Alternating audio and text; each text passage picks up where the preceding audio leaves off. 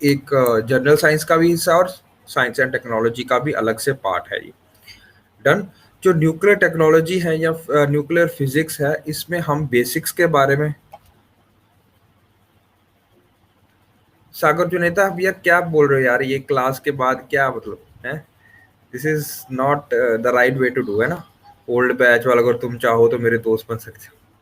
अरे भाई, nuclear old और पुराने बैच वाले वक्खरे वक्खरे रहो, आपका सिलेबस काफी हो चुका है ओल्ड का। ऐसे बचकानी बातें मत किया करो बीच में। Don't disturb here. Anyways, nuclear technology and nuclear physics जो है, इसमें हम बेसिक्स के बारे में बात करेंगे सबसे पहले। जो कि हम पढ़ेंगे कि व्हाट इज रेडियो एक्टिविटी, क्या होती है, रेडियो न्यूक्लियोटाइड्स क्या होते हैं, नेचुरल रेडियो एक्टिविटी क्या होती है, और रेडियो आर्टिफिशियल रेडियो एक्टिविटी क्या होती है, बेसिक्स, है ना? उसके बाद हम पढ़ेंगे स्पेसिफिक जो इम्पोर्टेंट है, ठीक है ना? Like nuclear fission reactions, nuclear fusion reactions, atomic bomb, hydrogen bomb, like this, ठीक है ना? These are the applications of nuclear technology. ठीक है जी। तो न्यूक्लियर पावर प्लांट किस तरह से बनाएंगे, उसमें क्या क्या होगा हमारे पास, ठीक है ना? तो एक पूरा सा हम उसको क्वेश्चन पूछेंगे, आता भी होता है क्वेश्चन इसके ऊपर। अच्छा, इसके बाद हम पढ़ेंगे global development in the field of nuclear technology. Global development, ठीक है ना, in the field of nuclear technology. अरे इसका क्या मतलब भैया? अब ये जो टॉपिक है ये बहुत इंपॉर्टेंट है फॉर यूपीएससी पर्सपेक्टिव। आपने बहुत नाम सुना होगा गॉड्स पार्टिकल का, है ना? 2013 में जब हमने हिग्स बोसोन पार्टिकल ढूंढा था, तो गॉड्स पार्टिकल का नाम दिया गया था, है ना? अब ये गॉड्स पार्टिकल क्या होते हैं, या ये छोटे छोटे हिग्स बोसोन, या ये न्यूट्रिनोज, एंटी न्यूट्रिनोज, ये छोटे छोटे पार्टिकल्स कौन से होते हैं? इनको सब एटॉमिकल पार्टिकल्स बोला जाता है, या क्वांटम पार्टिकल्स भी बोला जाता है। इनके ऊपर आजकल बहुत रिसर्च चल रही है, ठीक है ना, क्वांटम फिजिक्स के ऊपर। तो इस पे यूपीएससी क्वेश्चन बड़ा पूछ रही है। फिर ये डार्क एनर्जी क्या होती है, डार्क मैटर क्या होता है, dark energy, dark matter, and इसके बाद होता है लाइक बिग बैंग थ्योरी क्या है, ठीक है ना? Big bang theory, big bang theory क्या है, और ये फॉर्मेशन ऑफ स्टार्स कैसे होती है, ये अपना आपको साथ में ही करूंगा यहाँ पे। Formation of stars, neutrinos, quarks क्या होते हैं, ठीक है, न्यूट्रिनो बोल दिया, न्यूट्रॉन स्टार्स क्या होते हैं, ब्लैक होल फॉर्मेशन कैसे होती है, ये सारे इमर्जिंग फील्ड है, ठीक है ना? और यूपीएससी इज क्वाइट, मतलब इनके ऊपर वो क्वेश्चन पूछती है, ठीक है ना? तो ये वाला टॉपिक वेरी इंपॉर्टेंट रहेगा, ठीक है? ये इमर्जिंग टॉपिक में, इमर्जिंग टेक्नोलॉजीज में, ग्लोबल डेवलपमेंट में, ये सारा कुछ आपको पढ़ाऊंगा मैं न्यूक्लियर टेक्नोलॉजी के अंडर ही, ठीक है ना?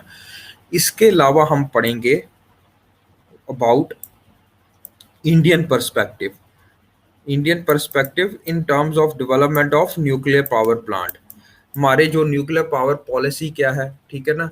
न्यूक्लियर पॉलिसी क्या है हमारी, इंडियन क्या कहते हैं, कौन सी मतलब स्टेज में हम चल रहे हैं अभी? फर्स्ट स्टेज है न्यूक्लियर पावर प्लांट की, सेकंड डेवलपमेंट स्टेज है, थर्ड स्टेज है, फोर्थ स्टेज है, इस तरह से।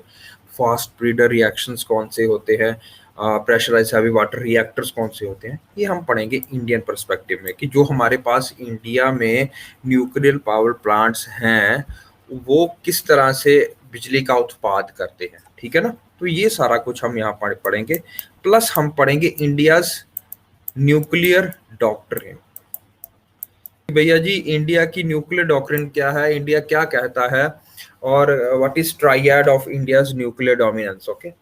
ये हम पढ़ेंगे। ये इंडिया का कहने का मतलब इसका क्या है कि भाई इंडिया की न्यूक्लियर पॉलिसी क्या है, इंडिया क्या कहता है कि जब मैं हमारे ऊपर अटैक होगा कोई न्यूक्लियर का, तो क्या हम पहले से अटैक करेंगे? जैसे कि इजराइल बोलता है मुंह पे कि भैया अगर हमें अंदेशा भी हुआ कि हमारे ऊपर अटैक हो रहा है न्यूक्लियर, तो हम पहले अटैक करने का मतलब साहस रखते हैं। ये उसकी न्यूक्लियर डॉक्ट्रिन है इजराइल की। लेकिन इंडिया की ऐसी नहीं है। इंडिया कहता है कि भैया अगर हमारे पे कोई न्यूक्लियर अटैक होगा तो हम ये मतलब आपको गारंटी देते हैं कि भैया जी हम भी अटैक करेंगे न्यूक्लियर वाला, ठीक है जी। तो अगर आपके ऊपर कोई कन्वेंशनल अटैक करता है, कन्वेंशनल अटैक होता है कि कोई मिसाइल अटैक करता है, कोई बम फोड़ता है, कोई मतलब लड़ाई करने आ जाता है, जैसे पाकिस्तान हमारे पे साथ, न्यूक्लियर न्यूक्लियर मिसाइल के बिना, तो हम भी उसके साथ कन्वेंशनल अटैक ही करेंगे। ये इंडिया की डॉक्ट्रिन है। ये इंडिया कहता है कि हम भी उसके साथ वही लड़ाई लड़ेंगे जो वो लड़ाई हमारे साथ लड़ेगा। ये है बेसिकली इंडिया की न्यूक्लियर डॉक्ट्रिन। लेकिन इसको आप आगे चेंजेस आ रहे हैं, वो चेंजेस क्या है ये आपके GS3 के परस्पेक्टिव से बहुत इंपॉर्टेंट है। ठीक है जी, तो ये हम पढ़ेंगे इंडिया परस्पेक्टिव में। बस इतना ही है आपका न्यूक्लियर टेक्नोलॉजी का पार्ट। ठीक है, काफी बड़ा है, इसमें बहुत ज्यादा कुछ आएगा, लेकिन हम इसको खत्म करने की कोशिश करेंगे इन 15 to 20 days. Okay, done done. उससे पहले ही मतलब इतनी क्लासेस जितनी भी लगेगी इनमें, उसमें खत्म करने की कोशिश करेंगे। डन, चले आगे, करें स्टार्ट फिर। Everybody good? ओके, चलिए स्टार्ट करते हैं फिर। Let me start. ओके, तो बेसिक्स हम सबको पता है, पुराने बच्चों को भी और आई थिंक नए बच्चों को मैंने लास्ट क्लास में ही करवाया था। हमने कहा था कि जो न्यूट्रॉन्स होते हैं, जो सॉरी 3 पार्टिकल्स होते हैं एक एटम के अंदर, वो है एक नेगेटिवली चार्ज होता है इलेक्ट्रॉन, एक होता है पॉजिटिवली चार्ज प्रोटॉन, और एक होता है न्यूट्रॉन जिसके ऊपर कोई भी चार्ज नहीं होता, जो कि न्यूट्रल होता है। ठीक है ना, ये बात सबको पता है ना, न्यूट्रॉन प्रोटॉन और इलेक्ट्रॉन्स के बारे में। अच्छा, ये भी सबको पता होगी कि भाई जितने इलेक्ट्रॉन होंगे उतने ही प्रोटॉन होंगे, है ना। सबको पता ना, लास्ट क्लास में हमने किया भी था कि जितने इलेक्ट्रॉन होंगे उतने ही प्रोटॉन होने। ये होना क्यों जरूरी है? क्योंकि एटम कभी भी चार्ज नहीं माना जाता। एटम जो होता है वो न्यूट्रल माना जाता है। ठीक है ना, तो न्यूट्रल एटम होता है हमेशा। इसके लिए जितने ही पॉजिटिव चार्ज होगा उतना ही नेगेटिव चार्ज होगा, जितना ही इलेक्ट्रॉन्स होंगे उतने ही प्रोटॉन्स होंगे। ये भी आपको पता है। अच्छा, ये एक और दूसरी बात, तीसरी बात ये है कि भैया जी जो सारे का सारा भार है, ये जो हमने लास्ट क्लास में किया था बच्चों नए वालों, वो वही हम समराइज कर रहे हैं। ठीक है, और पुराने बच्चों को तो ये पता है, जब मैंने केमिस्ट्री कराई थी ये तब किया था। और ये देखिए, हमने ये बात कही थी कि भैया पूरे का पूरा जो मास है, पूरे का पूरा जो एटम का रेडियस है, अगर हम यहाँ से लेके डायमीटर देखें इसका, ठीक है ना, लेट मी शो यू। ये रेड लाइन देखो, यहाँ तक ये रेडियस है ना, और ये भी रेडियस है, यानी कि टोटल मीटर डायमीटर बन गया टोटल। तो एक एंड से ए पॉइंट से लेके बी पॉइंट तक जितना इसका डायामीटर है, ठीक है ना, बहुत बड़ा है वैसे, एक्चुअली बहुत बड़ा है एटम एटम का रेडियस। लेकिन उसमें जो भार है उसका, वो एक केंद्र बिंदु पे नियंत्रित है, एक केंद्र बिंदु में ही कंसंट्रेटेड है। उस चीज का नाम है न्यूक्लियस, ये वाला न्यूक्लियस। डन, सेंटर में, ओ सॉरी, ये देखो, ठीक है ना, सेंटर में ही केंद्रित है यहाँ पे। ठीक है ना, बाकी हमने क्या बोला था कि रदरफोर्ड एक्सपेरिमेंट जब हमने पढ़ा था, गोल्ड फॉयल एक्सपेरिमेंट, उसमें देखा था कि बाकी जगह पे खाली है ना, बाकी जगह सारी खाली पड़ी है। लेकिन सारे का सारा भार जो एक एटम का, वो कहाँ कंसंट्रेटेड है? सेंटर में। और वो जो सेंटर में है, वो सेंटर में दो किससे भार बनता है? दो चीजों से इसका भार बनता है, न्यूट्रॉन प्लस प्रोटॉन। ठीक है जी, डन, एवरीबॉडी अंडरस्टूड। अब न्यूट्रॉन प्लस प्रोटॉन मिलके क्या बनाते हैं? एटॉमिक मास या एटॉमिक नंबर? बताइए, एटॉमिक मास और एटॉमिक नंबर, जल्दी बताइए। Neutron plus proton atomic mass बनाते हैं, सबको पता है ना इतना? Good good good good. Okay, अब जो न्यूट्रॉन प्लस प्रोटॉन मिलके एटॉमिक मास बनाते हैं, ठीक है, इस तभी हमने बोला ना कि मास कहाँ पे कंसंट्रेटेड है? बिल्कुल सेंटर में। उस सेंटर का क्या नाम है? न्यूक्लियस। अच्छा, न्यूक्लियस के अंदर क्या पड़े हैं? न्यूट्रॉन्स एंड प्रोटॉन्स, है ना। इनको आप कंबाइंडली भी क्या बोल सकते हो? न्यूक्लियॉन्स। लिख लो, न्यूक्लियॉन्स, LEONS, NUCLEONS। जो बीच बीच में नहीं लिखा हुआ लिख लिया करो अपने आप, है ना। डन। तो जो न्यूक्लियॉन्स है, they are responsible for the overall atomic mass of atomic atom of a atom. ठीक है ना, डन। अच्छा, जो इलेक्ट्रॉन पड़े हैं, अब इस ये किसके लिए रिस्पॉन्सिबल है? Number of electron, that is number of electron is equal to number of protons is equal to atomic number. ठीक है, वेरी गुड रिबिका, बिल्कुल सही बात है। ठीक है जी, एटॉमिक मास नंबर। अच्छा, अब एक मैं चीज यहां पे बोलने जा रहा हूं, वो चीज लिख लो, लिख लो सारे बंदे कि देखो, जो एटॉमिक मास है न्यूट्रॉन्स प्लस प्रोटॉन्स, ठीक है ना, that is responsible for the physical characteristics of A element, physical characteristics. ठीक है, जो एटॉमिक नंबर है that is responsible for the chemical characteristics, chemical characteristics, chemical characteristics, RISTICS। Done, लिख लिया ये सबने बच्चों?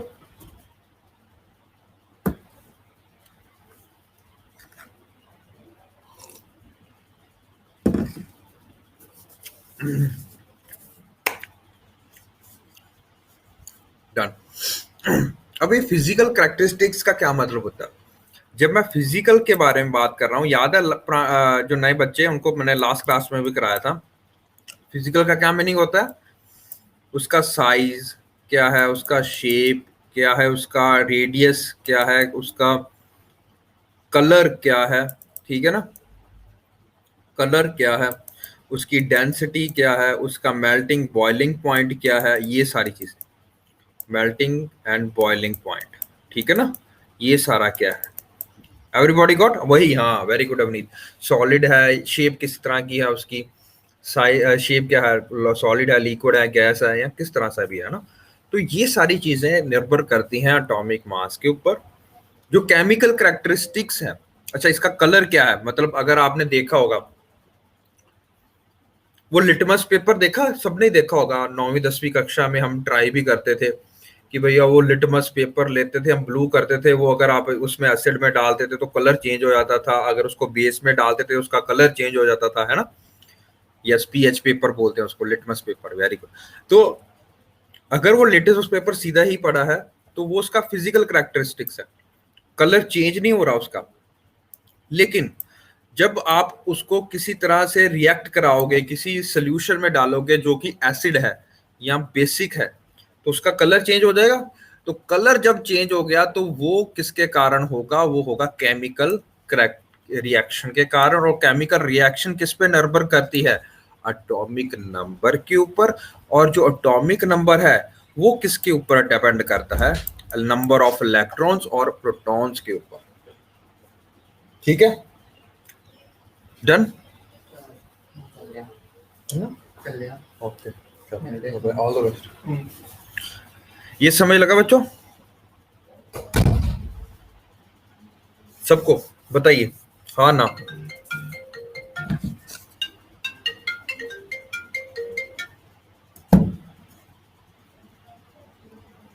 हेलो, हाँ जी सर, मैं ना एक्चुअली क्लास ले रहे हैं बच्चों की, तो मैं ਤੁਹਾਨੂੰ ना थोड़ी देर तक कॉल कर, ठीक है?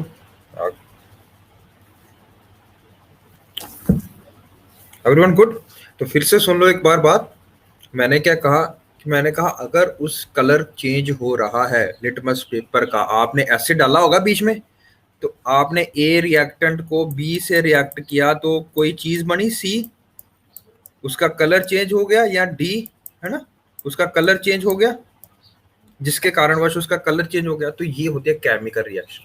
हमेशा याद रखिए, केमिकल रिएक्शन जब भी हो रही है, यानी कि वो किसके कारण हो रही है? वो है इलेक्ट्रॉन्स के कारण। जो ये बाहर पड़े हैं ना electrons, late me clear this out for you guys.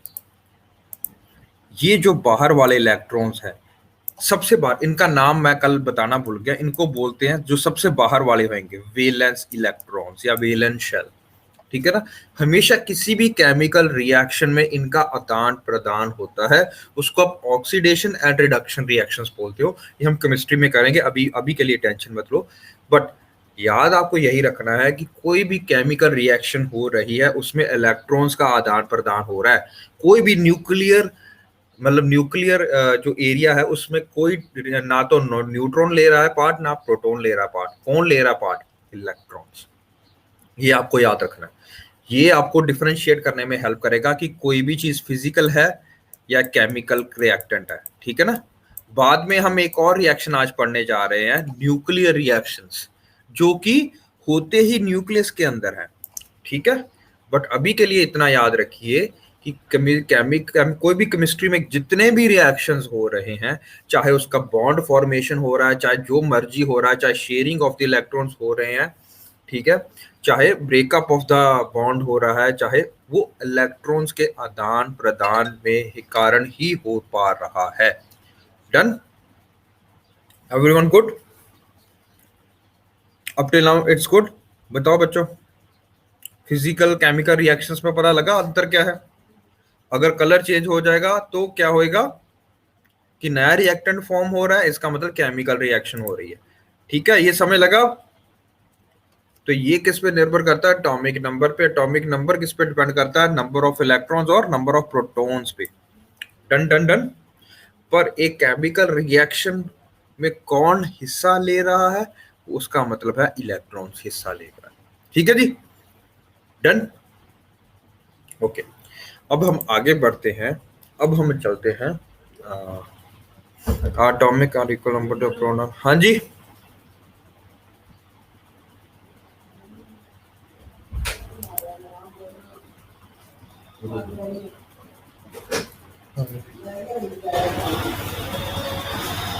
okay guys, this we have done up till here. Now let us see something about some new concept, ठीक है। This concept is known as isotopes. तीन चीजें पढ़ेंगे हम, isotopes, isobars and isotones। Isotones के बारे में पढ़ेंगे, तीन, है ना, तीन चीजों के बारे में पढ़ेंगे। तो सबसे पहले हम बात कर लेते हैं ये क्या चीजें होती है। सबसे पहले अगर हमने लास्ट क्लास में भी करा था और पुराने बच्चों को भी पता होगा कि जब भी हमने आइसोटोप लिखना है, कोई भी चीज लिखनी है आपने, तो उसको एक्स, ये एलिमेंट होगा कोई भी, ठीक है ना, एलिमेंट होगा। नीचे क्या लिखा होता है हमारे पास? Atomic number. ऊपर क्या लिखा होता है? एटॉमिक मास नंबर, ठीक है ना। ये समझ लग गया ना? A is the number of protons plus neutrons, that is atomic mass number. नीचे वाला आता है एटॉमिक नंबर, ठीक है ना। डन? ये समझ आ गया ना? समझ। और हमें पता है कि ए ऊपर वाले से नीचे अगर माइनस करते हैं, ए से जेड माइनस कर लेते हो तो क्या निकलता है हमारे पास? Number of neutrons. ये हमें पता है ना, सबको सबको पता है ना। डन? तो एक बार just let to me explain it by giving you an example. जैसे यूरेनियम 235 है और 238 है, ठीक है। पहले तो ये बताओ कि इसमें नंबर ऑफ इलेक्ट्रॉन्स कितने आएंगे? 92। ये सबको पता होना चाहिए, है ना। Everybody got it? What is the number of protons? Again 92, क्योंकि अगर ये 92 नहीं है तो एटम क्या हो जाएगा? ओवरऑल नेगेटिवली चार्ज, ठीक है ना। अच्छा, तो अगर इसका एटॉमिक नंबर है 235, तो एटॉमिक नंबर किससे बनता है? न्यूट्रॉन प्लस प्रोटॉन से, ठीक है। तो मेरे को अगर सिर्फ न्यूट्रॉन ढूंढने हैं तो मैं प्रोटॉन, मेरे को पता है प्रोटॉन कितने होंगे? 92। टोटल कितना है? 235। तो मैं इसमें माइनस कर दूंगा, 235 में से 92 से निकाल दूंगा, क्या बनेगा मेरे पास? 143। तो ये मेरे पास आ जाएंगे न्यूट्रॉन्स। Everybody got it? बताइए। उसी तरह इसमें भी देख लोगे तो इसके न्यूट्रॉन आ जाएंगे 146। Great. Now what you I need you to remember is one thing, okay. दोनों का एटॉमिक नंबर सेम है। जब दोनों का एटॉमिक नंबर सेम होगा लेकिन उसका एटॉमिक मास नंबर डिफरेंट होगा, तो हम बोलेंगे कि भैया जी ये क्या है? आइसोटोप। ठीक है जी, आइसोटोप। जिस तरह से अगर मैं आपको एग्जांपल दूं, C612 C614, ठीक है। दोनों का सेम क्या है? एटॉमिक नंबर, बट डिफरेंट क्या है? Atomic mass number. जब दोनों का एटॉमिक मास नंबर डिफरेंट होएगा तो हम क्या बोलेंगे इसको? Atomic, sorry, isotope. Good. But अब थोड़ा सा और आगे लेके जाते हैं इसको। देखो दोनों में नंबर ऑफ प्रोटॉन्स कितने हैं, सेम, ठीक है, बट दोनों में नंबर ऑफ न्यूट्रॉन्स कितने हैं, डिफरेंट। लग रही समझ, यहाँ पे 146 आ रहे हैं, यहाँ पे 143 आ रहे हैं। Great, good, good, got it. तो आइसोटोप को आप इस तरह से भी लिख सकते हो कि भैया जी जिसमें नंबर ऑफ प्रोटॉन सेम रहे but number of neutrons different हो जाए, उसको हम बोलेंगे आइसोटोप। बताइए इस बात समझ लगी कि नहीं? दो तरह से डेफिनेशन हम दे सकते हैं आइसोटोप्स की। Got it guys? पुराने नए बच्चों को दोनों को समझ लग रहा है?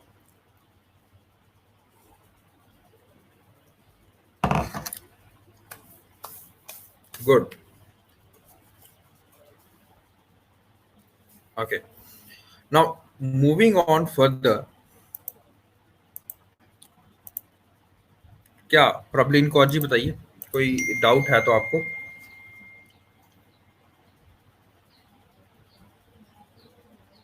डेफिनेशन, डेफिनेशन इसको हम दो तरह से डिफाइन कर सकते हैं। एक बार मैं फिर से बता देता हूँ नए पुराने बच्चों दोनों की। आइसोटोप की डेफिनेशन हमने अगर लिखनी है तो अगर आपको ये प्रेजेंटेशन आपको मिल जाएगी तो आपको हर बार लिखने की जरूरत नहीं है, अभी इस टाइम पे समझो। जब आप यूट्यूब पे लेक्चर देखोगे दोबारा रिवाइज करने के लिए, तब आप नोट्स बनाना, ये सब बच्चों ने फॉलो करना है। यहाँ पे जो मैं बोलूंगा, जब मैं बोलूंगा कि आपने ये लाइन लिखनी है तब लिखो, अदरवाइज आपने यही कॉपी मत करने बैठ जाया करो, ठीक है ना? आपने ये कॉपी कब करना है, जब आपने यूट्यूब आराम से बैठ के लेक्चर सुनना है, तब आपने ये चीजें कॉपी करनी है, ठीक है जी? तब आपकी 2 बार रिवीजन हो जा करेगी। डन। ओके, नाउ मैंने एक बोला कि आइसोटोप की डेफिनेशन होती है, जहां या तो मैं इस तरह से एक्सप्लेन कर दूं that those element having same atomic number but different atomic mass number, ठीक है? ये देखो, ये मास नंबर है ना। Let me clear this out for you guys. ये इस एग्जांपल से याद रखो, ठीक है ना? दोनों यूरेनियम है, दोनों का 92 क्या है, एटॉमिक नंबर है। 235 क्या है कि यूरेनियम का, इसका एटॉमिक नंबर है, एटॉमिक मास नंबर है, ये भी मास है, ठीक है ना? मास का मतलब होता है न्यूट्रॉन प्लस प्रोटॉन, ठीक है? और ये नीचे क्या है, प्रोटॉन यानी कि इलेक्ट्रॉन, ये दोनों इक्वल होंगे, ठीक है ना? तो 92 प्रोटॉन है, तो ये न्यूट्रॉन प्लस प्रोटॉन है, ये कल्ला प्रोटॉन है, तो कल्ला न्यूट्रॉन कितना होगा, इतना। जब इन दोनों को माइनस करोगे तुम, लग गई समझ? ठीक है, तो एक तरह से तो आप इस तरह से डिफाइन कर सकते हो कि those element that have the same atomic that have the same atomic number but different atomic mass number, they are defined as isotopes. या मैं इस चीज को इस तरह से भी लिख सकता हूं कि isotopes are those element having the same number of protons. ये देखो नंबर ऑफ प्रोटॉन्स कितने हैं, 92, ठीक है ना? तो नंबर ऑफ प्रोटॉन्स कितने हैं, 92, same protons but different number of neutrons. Good, different number of neutrons. ये क्यों इंपॉर्टेंट है या ये किस लिए हम पढ़ रहे हैं, ये मैं आपको आगे बताऊंगा जब मैं आपको रेडियो एक्टिविटी कराऊंगा। डन। अभी के लिए बस इतना समझो, इनको हम क्या बोलते हैं, आइसोटोप। एक और एग्जांपल देख लो, लाइक दिस आइसोटोप्स, ठीक है? तो अगर एक न्यूट्रॉन है, सॉरी, अगर H1 आपका फर्स्ट एटॉमिक नंबर है और एक ही आपका एटॉमिक मास नंबर है, तो आपका न्यूट्रॉन कितना होंगे इसमें, बताइए? In this what is the number of neutrons?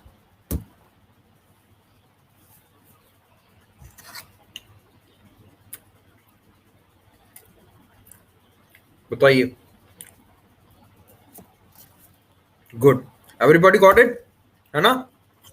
In this, इसमें क्या है, लग गया समझ?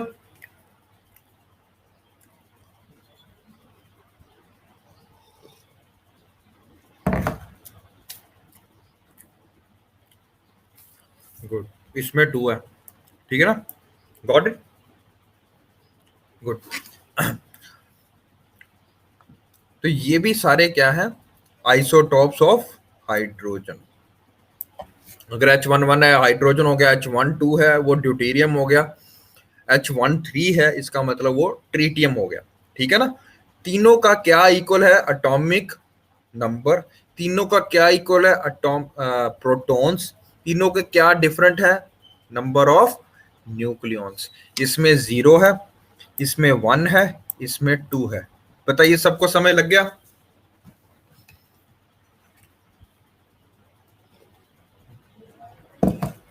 नए पुराने बच्चों दोनों को समय लग गया? इजी कंसेप्ट है, कोई इतनी कंफ्यूजन वाली बात नहीं है। गुड। नाउ आइसोटोप्स आगे दो प्रकार के होते हैं। दो प्रकार के कहने का क्या मतलब है वो हम आगे जाके भी पढ़ेंगे। या तो ये स्टेबल हो सकते हैं जैसे कि ये है हाइड्रोजन।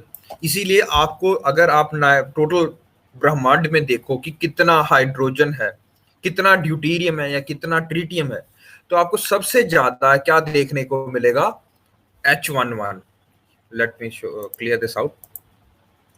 सबसे ज्यादा आपको ब्रह्मांड में ये देखने को मिलेगा। Why? Because it is a stable isotope of hydrogen. Okay. What are the other isotopes? ये इतने ज्यादा स्टेबल नहीं होते, इसकी मात्रा इसीलिए कम होती है। ठीक है ना, हमारे एटमॉस्फेयर में भी अदर एरियाज में भी। तो हमारे पास दो तरह के आइसोटोप्स होते हैं नॉर्मली। एक होता है जो स्टेबल होता है, एक होता है जो रेडियो एक्टिव होता है। रेडियो एक्टिव या अनस्टेबल होता है। ये अनस्टेबल कैसे हुआ अभी मैं आपको नहीं बता रहा हूं, आगे जाके बताते हैं रेडियो एक्टिविटी डिके क्या होता है। अभी के लिए इतना समझ लो, आइसोटोप्स भी दो प्रकार के होंगे। एक होगा जो स्टेबल होगा, जो ज्यादा मात्रा में होगा और जो हमारे ब्रह्मांड में ज्यादा क्वांटिटी में पाया जाएगा। एक होगा जो अनस्टेबल होगा, जो कि रेडियो एक्टिव डिके करेगा, जो कि रेडियो एक्टिव होगा, वो आपको कम टाइम में या कम उसमें पाया जाएगा मात्रा में। ठीक है जी। चलो आगे चलते हैं। अब दूसरी चीज आती है, ध्यान से दो, आइसोबार एंड आइसोटोन्स। ठीक है, आइसोबार एंड आइसोटोन्स, इसका क्या मतलब है? उसी की तरह ये उसका उल्टा है जो हम पढ़ के आइसोटोप्स का।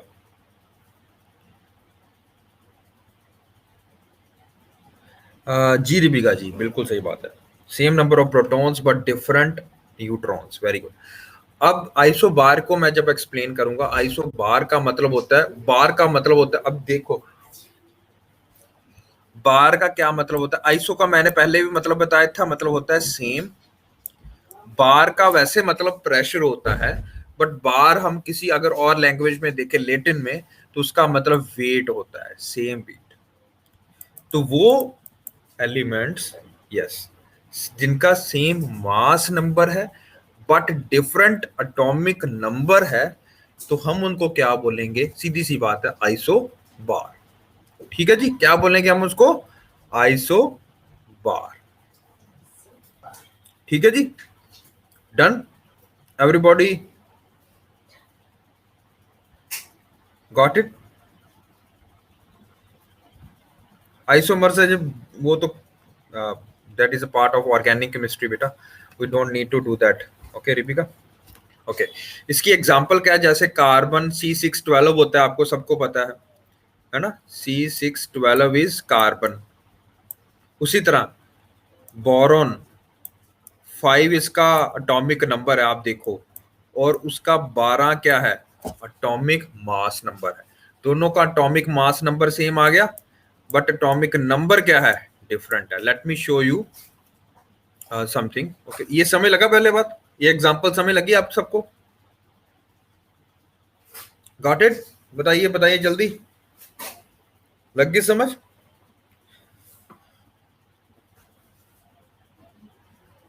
Good good good. Now before we move on any further, हमारे पास एक फिजिक्स के पास या फिर जो केमिस्ट्री के पास वालों के पास एक चीज है, उसका नाम हमने रखा है पीरियोडिक टेबल, है ना?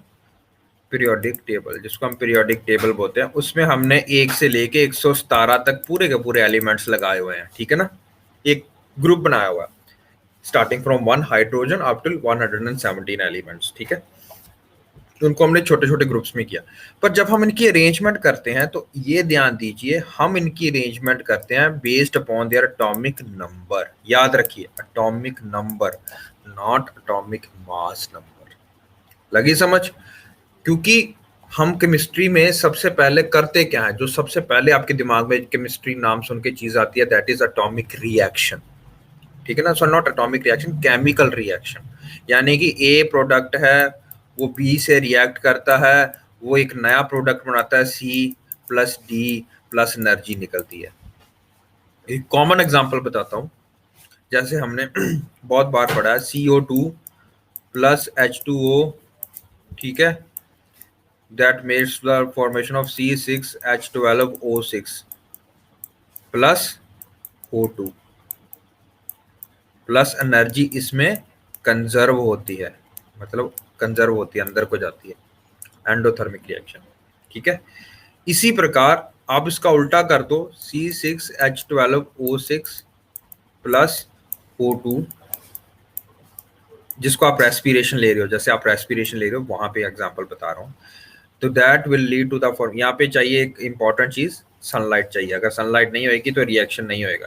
ये किसकी एग्जांपल है ये मैं अभी बताता हूँ, लेकिन ये वाली ध्यान दो, CO2 plus H2O plus 38 ATP of energy, adenosine triphosphate, plus energy is evolving out. ठीक है, इसकी कॉमन एग्जांपल मैंने बहुत बार बच्चों को बताई है। जो ये ऊपर वाली एग्जांपल है, ये आप सब फोटोसिंथेसिस की जो एक डेफिनेशन है वो है फोटोसिंथेसिस।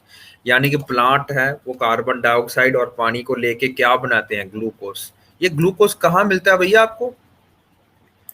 भैया आप खाना खाते हो, ठीक है ना, जो भी सब्जी खाते हो वो इनका ग्लूकोज है, दाल खाते हो वो इनका ग्लूकोज है, जो आप आटा खाते हो पीस के वो भी क्या है, ग्लूकोज है। और जो फल फ्रूट खाते हो, जो अम्ब खाते हैं, आप अम्ब खा रहे हो आजकल, मैंगोज खा रहे हो आप सारे, वो भी हम पढ़ेंगे आगे जाके बायोलॉजी में, वो भी कहाँ से बना है, यही रिएक्शन को फॉलो करके बना है। और केमिकली वो क्या है, दिस ग्लूकोज। ठीक है, डन। बाद में जब आप ग्लूकोज, जो वो आम खा रहे हो, अगर मैं खा रहा हूँ आम, ठीक है ना, तो प्लस आप सांस ले रहे हो, रेस्पिरेशन कर रहे हो, तो ये रिएक्शन है रेस्पिरेशन का। कौन सा? एरोबिक रेस्पिरेशन का। ठीक है ना, उसमें आप बाहर क्या निकालते हो, आपको सबको पता है, बाहर निकालते हो आप कार्बन डाइऑक्साइड, वाटर जो आपकी बॉडी अंदर ही एब्जॉर्ब कर लेती है। ठीक है, या आपने देखा होगा कई बार सर्दियों में जब आप मुंह से हवा निकालते हो बाहर, या नाक से हवा निकालते हो बाहर, तो वो उड़ जाती है ना, वो व्हाइट व्हाइट सा जम जाता है, कई बार आपने देखा होगा, ऑब्जर्व किया होगा, है ना। That is what water, nothing else, है ना। तो वो वाटर हमारी बॉडी कंजर्व कर लेती है, और हमें चाहिए एनर्जी।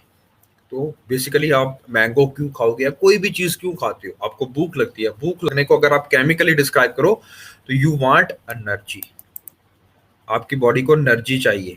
ठीक है ना, तो आप एनर्जी देते हो, और वो एनर्जी से आपका सारे का सारा बॉडी का काम चलता है। प्लस आपके पास हीट इवॉल्व आउट होती है, आपने देखा होगा, ये एक्सोथर्मिक रिएक्शन है। एक्सोथर्मिक मतलब हीट इसमें बाहर निकलती है। इसी कारणवश, ध्यान से सुनो, इसी कारणवश जो आपका गर्मियों में उसमें खाना खाने का मन नहीं करता, सबका देखा हो, लेकिन सर्दियों में आपको लगता कि यार एकदम से मेरे में ज्यादा भूख आ गई है। शादियों में आप हर एक वो उस पे जाते हो, है ना, हर एक स्टॉल पे जाते हो और कुछ ना कुछ खा लेते हो, इतना ज्यादा आपके पास एपेटाइट बढ़ जाता है, आपकी भूख बढ़ जाती है। तो ये क्यों बढ़ती है? क्योंकि सर्दियों में ठंड होती है, और ठंड के कारण आप में हीट लॉस होती है। हीट लॉस को बरकरार रखने के लिए, आपका बॉडी का टेम्परेचर मेंटेन करने के लिए बॉडी और खाना खाना चाहती है। लेकिन गर्मियों में उल्टा होता है, गर्मियों में आपका एपेटाइट लोअर हो जाता है। गर्मियों में पहले ही बाहर ज़्यादा गर्मी है, आपके अंदर और गर्मी ज़्यादा है, और इसके कारणवश आप हीट लूज करने की कोशिश करते हो। तो आप क्या करते हो, रोटी कम खाने की कोशिश करते हो। ये हम बाद में करेंगे, जब मैं आपको जनरल फिजिक्स या जनरल केमिस्ट्री कराऊंगा, तब हम इसको और अच्छे से डिस्कस करेंगे। पर ये एक इम्पॉर्टेंट बात थी जो मैं आपसे बोलना चाह रहा था। ठीक है, done, okay okay okay. Now this is something about isobars. Isobar समझ लग गई ना क्या होता है। Now let us do something about isotone. Tone से याद रखो, एन से, ये दिख रहा है, ठीक है ना। That will have the same number of neutrons, ठीक है, न्यूट्रॉन्स इसमें सेम रहेंगे। याद रखिए किस तरह से, जैसे मैं अगर आपको एग्जांपल दे रहा हूं, ठीक है। देखो, अब बार में हमने क्या पढ़ा था कि भैया जी ये किसका उल्टा है, ये इसका उल्टा है, आइसोटोप का। आइसोटोप में क्या था मैंने आपको बता दिया, same atomic number different atomic mass number, और इसका उल्टा है आइसोबार। आइसोबार में क्या है, same atomic mass number but different, तीनों का 14 है ना, बट डी नीचे देखो, यहाँ पे 7 है, यहाँ पे 8 है, 6 7 8, डिफरेंट क्या है, नंबर ऑफ एटॉमिक नंबर, ठीक है ना, ये डिफरेंट है। ये समय लग गया अभी। अब क्या है, इसमें हमने पढ़ा था कि क्या सेम है, क्या सेम है इसमें, प्रोटॉन्स। इसमें हमने क्या पढ़ा है, क्या सेम है, क्या सेम है इसमें, बताइए, atomic mass number, yes, but can I से, यहाँ पे मैं बोल सकता हूँ कि यहाँ पे लिखा होगा देखो, isobar, same atomic mass number, ठीक है, all neutrons protons and electrons are different. ये बहुत इंपॉर्टेंट बड़ी बात, क्यों, देखो ये एग्जांपल देखो, C1614, नाइट्रोजन 1714, ऑक्सीजन 814, ठीक है। इन तीनों के मेरे को तुम नाइट न्यूट्रॉन्स बताओ, इन तीनों के न्यूट्रॉन्स बताओ, क्या सेम है, बताओ फर्स्ट केस में क्या है, जल्दी बताओ। Nitrogen, late me clear this out for you guys ताकि आपको अच्छे से समझ लग पाए, ठीक है। इसमें ये 7 है, नीचे देख लेना, ठीक है। इसमें और इसमें, तीनों में बताओ, ए बी और सी में नंबर ऑफ न्यूट्रॉन्स कितने हैं, मेरे को काउंट करके बताओ।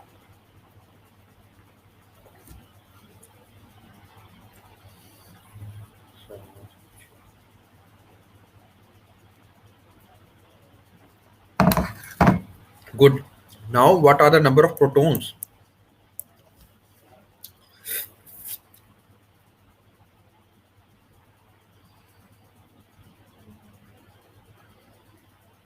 बताइए, number of protons in A B and C, 6 7 8। तो आपको ये नहीं लग रहा ये 8 7 6 है तीनों में, ये है 6 7 8, उल्टे नहीं है। तो अगर नंबर ऑफ प्रोटॉन्स डिफरेंट है, इसका मतलब नंबर ऑफ इलेक्ट्रॉन्स भी तो डिफरेंट होंगे, ठीक है ना, क्योंकि ये दोनों तो इक्वल होते हैं। तो तीनों न्यूट्रॉन और प्रोटॉन और इलेक्ट्रॉन दोनों डिफर करें तो हम उसको बोलेंगे आइसोबार। एक ये डेफिनेशन है।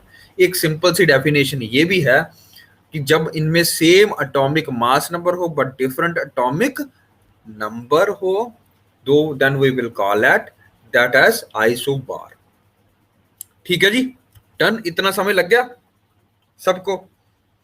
चलें आगे। Now what is isotone, T tone से याद रखो, एन आ गया ना बीच में, एन का मतलब क्या, आइसो का मतलब सेम, एन का मतलब याद रखो न्यूट्रॉन। इसमें और बाकी सब में क्या अंतर है, इसमें न्यूट्रॉन तीनों के सेम रहेंगे भैया, ठीक है जी। प्रोटॉन भी डिफरेंट होंगे, प्रोटॉन डिफरेंट होंगे लेकिन न्यूट्रॉन सेम रहेंगे। जैसे कि एक ये एग्जांपल देखो, आर आर्गोन 1839, पोटेशियम 1940, आर्गोन 2041। देखो जरा, तीनों में मेरे को बताओ, ए बी एंड सी में what are the number of protons, A B and C, number of protons,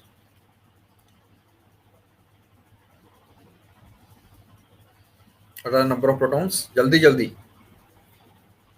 is it the same, no no no no, number of, हाँ ठीक है, sorry sorry, number of proton is equal, सब different होंगे, ठीक है ना, 18 19 and 20 सबको पता है। What are the number of neutrons, then they are equal.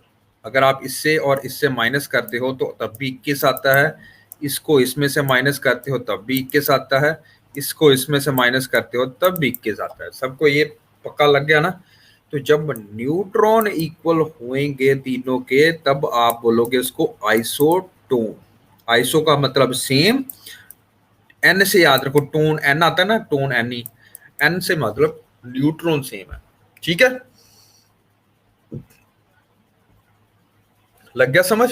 ये देखो, number of neutrons are the same but number of electron and protons different होते हैं इसमें। ठीक है जी।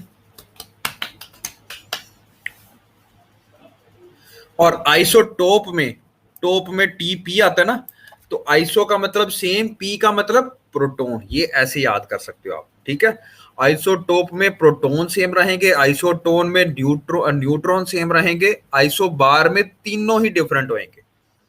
Done. Proton and neutron they will differ दोनों। डन। ओके, तो इतना सा बात समझ लग गई बच्चों को सबको? किसी में कोई डाउट है तो अभी बताइए। नए बच्चे पुराने बच्चे सबको समझ लग गया ये? बताइए। गुड। पुराने बच्चे लग गया कोई समझ, या सॉरी नए बच्चों में लग गया समझ ये? Done done done.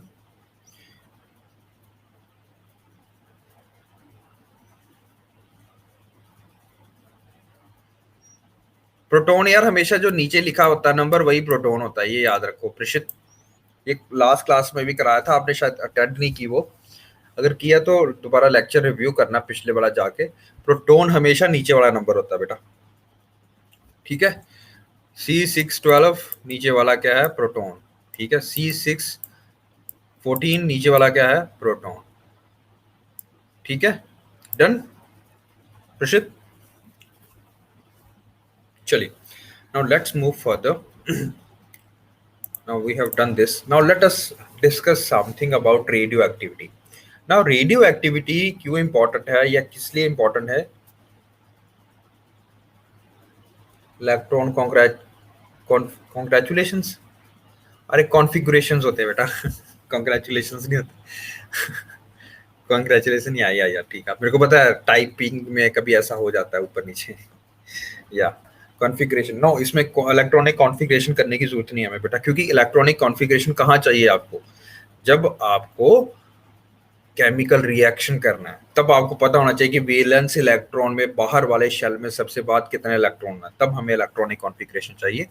Radio activity में इसका कोई रोल नहीं है। ठीक है जी, जो आज हम पढ़ने जा रहे हैं। तो सबसे पहले let me define what is radio activity. लेकिन हम उससे पहले एक कहानी बता दूं आपको। सबसे पहले इसकी जो डिस्कवरी थी रेडियो एक्टिविटी का, या the father of radio activity जिसको बोला जाता है, वो है हेनरी बैक्वेरेल। बैक्वेरेल, ठीक है। तो हेनरी बैक्वेरेल ने ये जो डिस्कवरी की थी, ये एक्सीडेंटल डिस्कवरी की थी। ठीक है, तो जब ये खुदाई कर रहे थे तो इनको यूरेनियम साल्ट मिला, जैसे ये वाला पत्थर होता है ना, ये यूरेनियम का पत्थर है। तो इसने क्या देखा कि जैसे इसके ऊपर सन की रोशनी पड़ती है कि ये अपना मतलब अंदर से इसके रोशनी आ रही है। देखो, जब तक रेडियो एक्टिविटी डिस्कवर नहीं हुई थी, लोगों को या साइंटिस्ट का क्या मानना था कि भैया जी सिंपल सी बात होती है, दो रिएक्शन होते हैं हमारे पास, फिजिकल या केमिकल रिएक्शन, तीसरा कोई रिएक्शन नहीं होता। ठीक है, तो यहाँ तो वो पहले से ही उसके अंदर उसका कलर ऐसा है, उसकी डेंसिटी ऐसी है, तो उसका बॉइलिंग पॉइंट ऐसा है एक एलिमेंट का, या वो एलिमेंट है या मॉलिक्यूल है वो कंबाइन हो रहा है दूसरी एलिमेंट के साथ रिएक्ट कर रहा है एक तीसरी चीज बनाने के लिए। लेकिन कभी भी एक साइंटिस्ट को ये लगा नहीं था कि ये जो रिएक्शंस हैं ये न्यूक्लियर रिएक्शंस हो सकते हैं। ठीक है ना, रेडियो एक्टिविटी से पहले। कहने का क्या मतलब है, ये किसी के साथ, हवा के साथ या पानी के साथ या किसी की चीज के साथ रिएक्ट करने की इनको जरूरत नहीं है। ये जो चीज आ रही है ये अंदर से आएगी एटम के, अपने आप जब एटम टूटेगा तो वो चीजें ये रिलीज करेगा। ये किसी को नहीं पता था। ठीक है, तो इसने क्या किया कि इसने जब ये पत्थर सा इसको मिला ना, तो ये कहीं ना ये क्या कहते हैं, रेडियो एक्टिव प्लेट्स होती हैं। जैसे अगर आप, मैं देखता हूँ, आपने वो देखा कैमरा एक आता होता था पुराने टाइम पे, वो आपकी फोटो खींच देता था, उसी साथ में नीचे से निकल जाती थी फोटो प्रिंट होके। किसी ने देखा हुआ क्या अपना कैमरा, है ना, वो पुराना कैमरा था, अब तो वो शायद नहीं यूज करते हम। वो फोटोग्राफिक प्लेट होती थी। ठीक है ना, वो जो नीचे जो प्लेट आपने वो डाला होता था ना, एक प्लेट डालते थे पहले, वो फोटोग्राफिक, हाँ बिल्कुल बिल्कुल, यूट्यूब पे होता था, आपने देखा होगा उसके बारे में। या एक आप चीज तब भी देखते हो जब आप एक्सरे कराते हो, तो वो एक प्लेट सी लेके जाते हैं बाद में, जिससे वो आपका एक्सरे डेवलप करते हैं। देखा कभी आपने? जब भी कभी आपने जरूरत अगर ना जरूरत पड़े, पर आपने जब भी एक्सरे कराया होगा हाथ का या कहीं, वो नीचे एक प्लेट रखते हैं, जब ऊपर से रेज आती हैं वो आपके हाथ में पड़ती हैं, और उसकी जो प्रतिबिंब होता है ना, वो नीचे प्लेट में छप जाता है, वो प्लेट में डेवलप करके फिर आपको एक्सरे देते हैं, है ना, है ना। तो उसी तरह से समझो, इस बंदे ने क्या किया कि ये वाला गलती से इसको, ये पत्थर जो था ये उसका एक प्लेट के सामने रखा गया, ऐसी फोटोग्राफिक प्लेट के साथ में, ठीक है जी। लेकिन वो कवर्ड थी काले ब्लैक पेपर्स में, ब्लैक पेपर में, ठीक है ना। बट जब ये 2-3 बार छुट्टी मना के आता है, ठीक है ना, तो ये क्या देखता है कि ये सारी काली हो रखी है, ये देख रहे हो काली हो रखी है, ठीक है ना। ये प्लेट बिल्कुल येलो होनी चाहिए थी, ये काली हो रखी है। तो इसने लगा कि भैया कुछ तो चीज है जो इसने छोड़ी होगी, जो मतलब इसको, जिसका प्रतिबिंब इसके अंदर बन चुका है प्लेट के अंदर। ये एक्सीडेंटली डिस्कवरी थी, जैसे अलेक्जेंडर फ्लेमिंग ने हमारे एंटीबायोटिक एक्सीडेंटली डिस्कवर किए थे, ठीक है।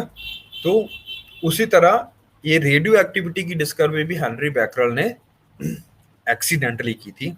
तो उसने इस फिनोमिना, उसको ये नहीं पता था ये कैसे हुआ, उसने बोला कि ऐसा मैंने देखा है, ऐसा मैंने ऑब्जर्व किया है, आप भी करके देखो, आपको भी ये देखने को मिलेगा कि भाई एक एलिमेंट ऐसे पत्थर सा पड़ा हुआ है, वो पत्थर से कुछ चीजें निकल रही हैं, पर बीच में कोई रिएक्शन नहीं हो रहा, केमिकली रिएक्ट नहीं कर रही किसी चीज से के साथ भी, पर कुछ ऐसी चीजें निकली, इसके कारण किरणें निकली होंगी या कोई चीज निकली, जिसके कारण उसका प्रतिबिंब उस फोटोग्राफिक प्लेट पे बना, ठीक है ना। गुड। तो उसको ये डिफाइन करना नहीं आया कि कैसे हुआ, बस उसने इसको नाम दे दिया, नाम क्या दिया, रेडियो एक्टिविटी, ठीक है। डन। कहता जी ना तो ये फिजिकल चेंज है ना ये केमिकल चेंज है, ये कोई अंदर से चीज हुई है, अंदर से चीज आई है, इस चीज के मेरे को नहीं पता ये क्या है, बट मैं इसको नाम देके जा रहा हूँ रेडियो एक्टिविटी। जो ये काला काला हो गया, ये काला क्यों हुआ, ये रेडियो एक्टिविटी के कारण हुआ, पर ये क्या है कैसे हो ये नहीं मेरे को पता, ये उसने बोला था, ठीक है, हेनरी बैकरल ने। अच्छा, ये समय लग गया बेटा, ठीक है, ओके। अब इसके बाद पिक्चर में आती है जो सबका नाम बहुत मशहूर, जो फिजिसिस्ट रही है अपने टाइम पे, उसका नाम था मैरी क्यूरी, और इसका हस्बैंड था पियरे क्यूरी, ठीक है ना। ये दोनों क्या कर रहे हैं, इनको ये बात बड़ी अजीब लगी कि भैया ऐसे करके हेनरी बैकरल ने कुछ चीज निकाली है, हाँ जी, ठीक है ना। तो अभी अभी कहानी सुनो Rebecca, yes very good, you are writing this thing, that's very good. आप भी कहानी सुनो।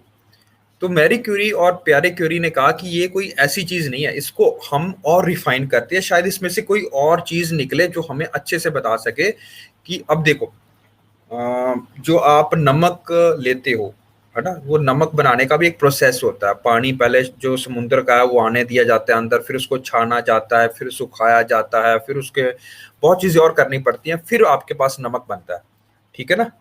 आपने सबने देखा होगा। उसी तरह जैसे अगर आप चूना लेते हो, चूना, तो चूना पत्थर भी आता है, सबने देखा होगा, जिसको आप लाइमस्टोन बोलते हो, ठीक है ना। लाइमस्टोन की पहाड़ भी होते हैं, ठीक है ना, चूना पत्थर के।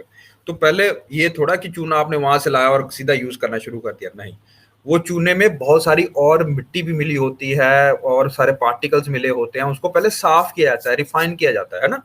सिमिलरली आपने देखा होगा जब पेट्रोल निकालते हैं, जिसको आप क्रूड ऑयल बोलते हो, पेट्रोल जब आप जमीन से निकालते हो पेट्रोल नहीं होता, वो क्रूड ऑयल होता है।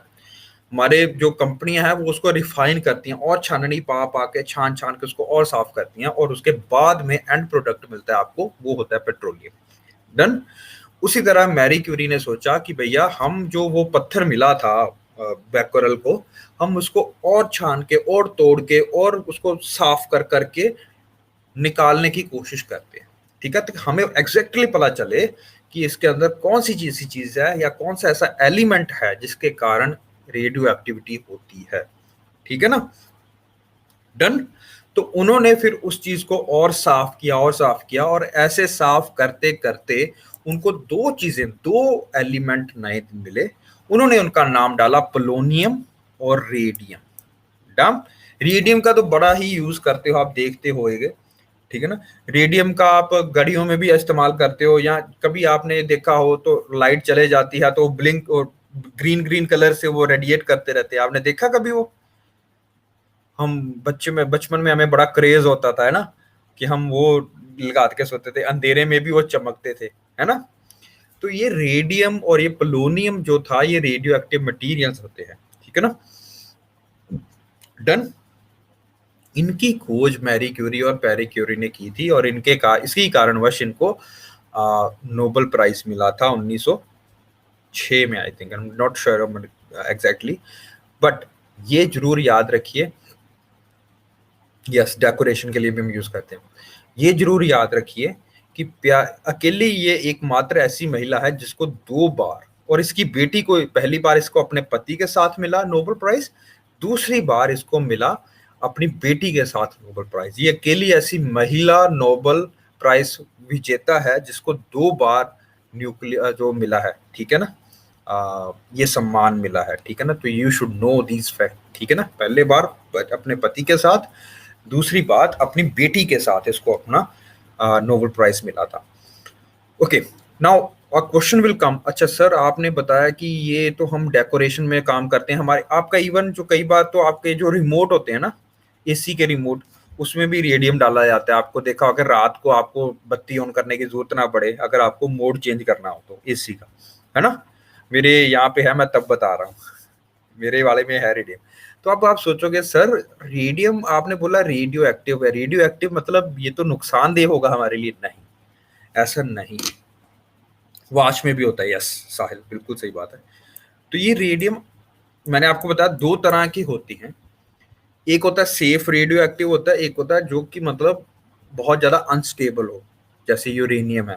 यूरेनियम को आप हाथ में पकड़ के नहीं बैठ सकते हो, है ना, समझ रहे हो। तो ये सारी चीजें होती हैं, ये हम आगे जाके पढ़ेंगे, what is stable what is unstable. अभी के लिए इतना समय लग रहा है आपको, ठीक है। Done, okay. इन्होंने एक और चीज किया, है ना, polonium, yes polonium and radium, ठीक है। ये 2 चीजों की डिस्कवरी की, इसके कारणवश इनको मिला, क्या कहते हैं, नोबेल प्राइज विजेता है रहे हैं उसके बाद। अच्छा, इसके बाद इन्होंने एक और चीज देखी, ठीक है ना। इन्होंने कहा कि हम इसके ऊपर अगर पानी डालते हैं, या हम इसके ऊपर अगर कोई भी चीज डालते हैं, केमिकल डालते हैं, तेजाब डालते हैं, कोई भी और रिएक्ट करने की कोशिश करते हैं, या इसको दबाने की कोशिश करने, तोड़ने की कोशिश करते हैं, तब भी इसकी प्रॉपर्टी बाकमाल वही रहती है। जो अगर मैं इसका एक कण लेके करूं, या इसका 1 किलो का जो है, इसका मतलब बना के 1 किलो का मतलब रिफाइन करके 1 किलो का यूरेनियम लूं और उससे करने की कोशिश करूं रेडियम से, तब भी ये सेम रहेगी। और जब मैं उसका छोटा सा कण लेके ये सारी चीजें टेस्टिंग करता हूँ, चाहे उसको ऊपर तेजाब डालता हूँ, ये रिएक्ट नहीं करते हैं, ठीक है जी।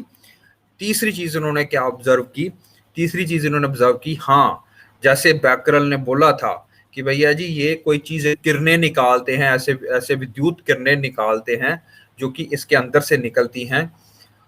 वो किरणें क्या है इनको भी नहीं अभी पता था, लेकिन ये कहा था क्या कि भैया ये किसी कारणवश ये जो सारी चेंजेस आ रही हैं बाहर से नहीं आ रही हैं, इलेक्ट्रॉन से नहीं आ रही हैं, ये एटम के अंदर जो पड़ा न्यूट्रॉन और प्रोटॉन है उनके कारण आ रही हैं। ये इन्होंने बात बोल दी, ठीक है जी। डन, इतना समय लग गया। अच्छा, अब इसके बाद हम आते हैं, हाँ, विलियम रोएंटजन के बारे में बात करते हैं। इस बंदे ने क्या कहा कि हाँ ये बात सही है, ये जो इनविजिबल रेज निकलती हैं, ये जो किरणें निकलती हैं, ये डेफिनेटली हैं, पर उनमें से एक किरण का यूज करके उसने एक चीज बनाई, उसका नाम था एक्सरे, जिसको आप एक्सरे के नाम से जानते हो, ठीक है ना। बहुत सारी किरणें निकली, उसमें से एक किरण इसने सेपरेट की, उसका नाम दिया इसने एक्सरेस।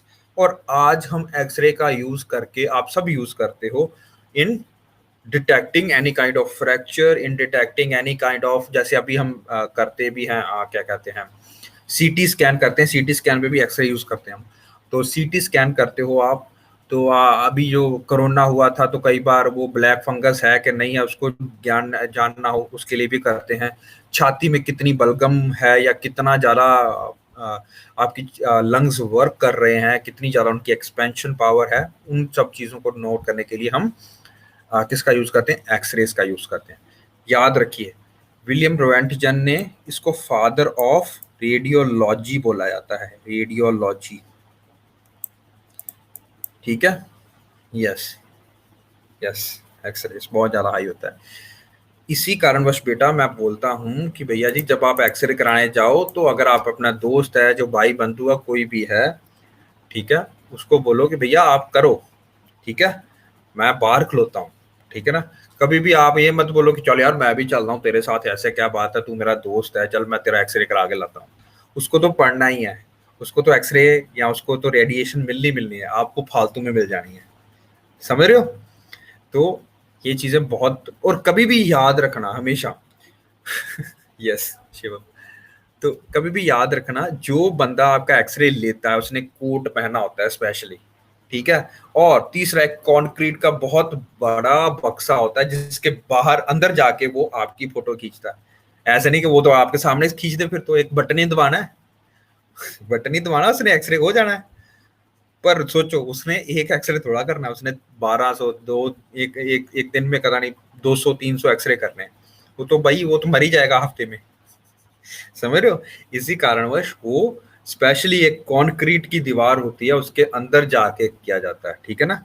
कभी भी याद रखो, ये सारी चीजें याद करने वाली होती हैं भैया, हम इन चीजों को फोकट में ले जाते हैं कि यार कोई बात नहीं है ना, बट प्लीज थिंक डू। और जिसको तो भाई, जिसको तो चाहिए, जिसको तो पता करना है कि भाई ये हड्डी टूटी है कि नहीं हड्डी है, उसने तो लेनी है, आप फालतू में लेने चले जाते हो फालतू में, है ना। प्लीज ऐसा मत किया करिए, भाई बंधु अपनी जगह होते हैं और अपनी जान सबको प्यारी होती है ना, तो इसका प्लीज केयर किया करिए। तो तीसरी बात हमने बात की विलियम रोहेंटजन की। रोहेंटजन को फादर ऑफ रेडियोलॉजी बोला जाता है। रेडियोलॉजी का मतलब होता है इसके बाद एक्सरे, इसके ऊपर बहुत सारी टेक्नोलॉजी बनी है। एक्सरे बनी सबसे पहले, सीटी स्कैन बना, ठीक है, MRI scan, PET scan, gamma knife, ये बहुत सारी रेडियोलॉजी के अंदर सारी टेक्निक्स आती है, रेडियो डायग्नोसिस के अंदर, ठीक है ना। तो ये सारी स्कीम जो है हम पढ़ेंगे अभी बाद में भी, ये सारा कुछ आता है रेडियोलॉजी में।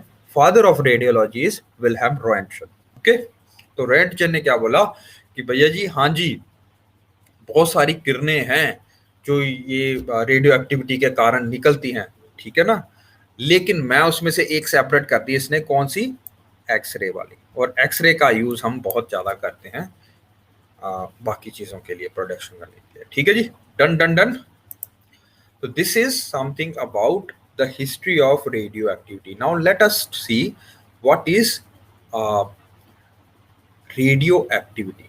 Radioactivity ये हमें पता चल गया था कि किसी भी केमिकल या फिजिकल टेस्टिंग्स में उसमें कोई भी चेंज नहीं आती थी, वो अनअफेक्टेड रहती थी। ये फर्स्ट पॉइंट है, अनअफेक्टेड रहेगी रेडियो एक्टिविटी, चाहे उस पर आप जितने मर्जी केमिकल या फिजिकल रिएक्शन करके टेस्ट करके देख लो आप, वो सेम रहेगी, ठीक है ना। तो इससे क्या दर्शाता था कि ये जो आ रही है रेडियो एक्टिविटी कहाँ से आ रही है, ये एटम के अंदर से आ रही है। एटम के अंदर क्या है, न्यूक्लियस, वहां से आ रही है, ठीक है ना, डन। और ये जब न्यूक्लियस में कुछ टूटता है अंदर से, ठीक है, न्यूट्रॉन या प्रोटॉन टूटते हैं एक दूसरे से, इनका संबंध टूटता है, तब ये जाके इसको बोलते हैं डिसइंटीग्रेशन। टूटना मतलब डिसइंटीग्रेट करना या डिके हो जाना या खिल्लर जाना, जिसको आप बोलते हो कि अब इसकी हिंदी नहीं आती, खिल्लर जाना की हिंदी क्या होती है। जब ये खिल्लर जाता है मतलब स्प्रेड हो जाता है, तब अनस्टेबल न्यूक्लियस बन जाता है और तब बिखर जाता है, यस बिखर जाता है, तो ये रेडियो एक्टिविटी बनती है, done, expand, good, great. Now let us do a definition of radioactivity. It is a phenomena, ठीक है, radioactivity is a phenomena of spontaneous disintegration first observed in certain naturally occurring heavy elements like radium, actinium, polonium, thorium. with emission of alpha, beta and gamma rays. ठीक है, let me show you something. Okay, wait, I have a picture. Okay, wait. हाँ, ये वाली देखो। तो radio activity एक ऐसा phenomena है जहां पे क्या हो रहा है, लेट मी शो यू। जहां पे क्या हो रहा है ये देखो, जहां पे स्पॉन्टेनियस मतलब इसके लिए कोई केमिकल रिएक्शन करने की जरूरत नहीं है आपको, ये अपने आप ही नेचुरली टूट जाता है। ठीक है, जैसे यूरेनियम हो गया, जैसे रेडियम हो गया, ठीक है ना, जो अपने आप टूटता रहता है। ठीक है, नेचुरली एक्रिंग हैवी एलिमेंट्स। ये हैवी एलिमेंट्स का क्या मतलब होता है? जिनका एटॉमिक मास और नंबर दोनों हाई हो। कितने हाई हो? यूजुअली बिस्मथ के ऊपर हो, 209 के ऊपर जितने भी होते हैं यूजुअली, लेकिन इससे नीचे भी होते हैं सारे, लेकिन बिस्मथ से जितने ऊपर होते हैं they are naturally radioactive. ठीक है ना, 209 जिनका एटॉमिक मास नंबर है, इसके ऊपर जितने भी होंगे, या uranium, like radium, like actinium, like thorium, ये सारे के सारे रेडियो एक्टिव होंगे। डन। ओके, पोलोनियम भी है ना। ओके, पर जरूरी नहीं है कि ये हैवी मेटल में ही होते हैं, ये आपके छोटे में भी हो सकते हैं, लाइक ट्रीटियम। याद है हमने एक आइसोटोप पढ़ा था, tritium. Everyone you understood this?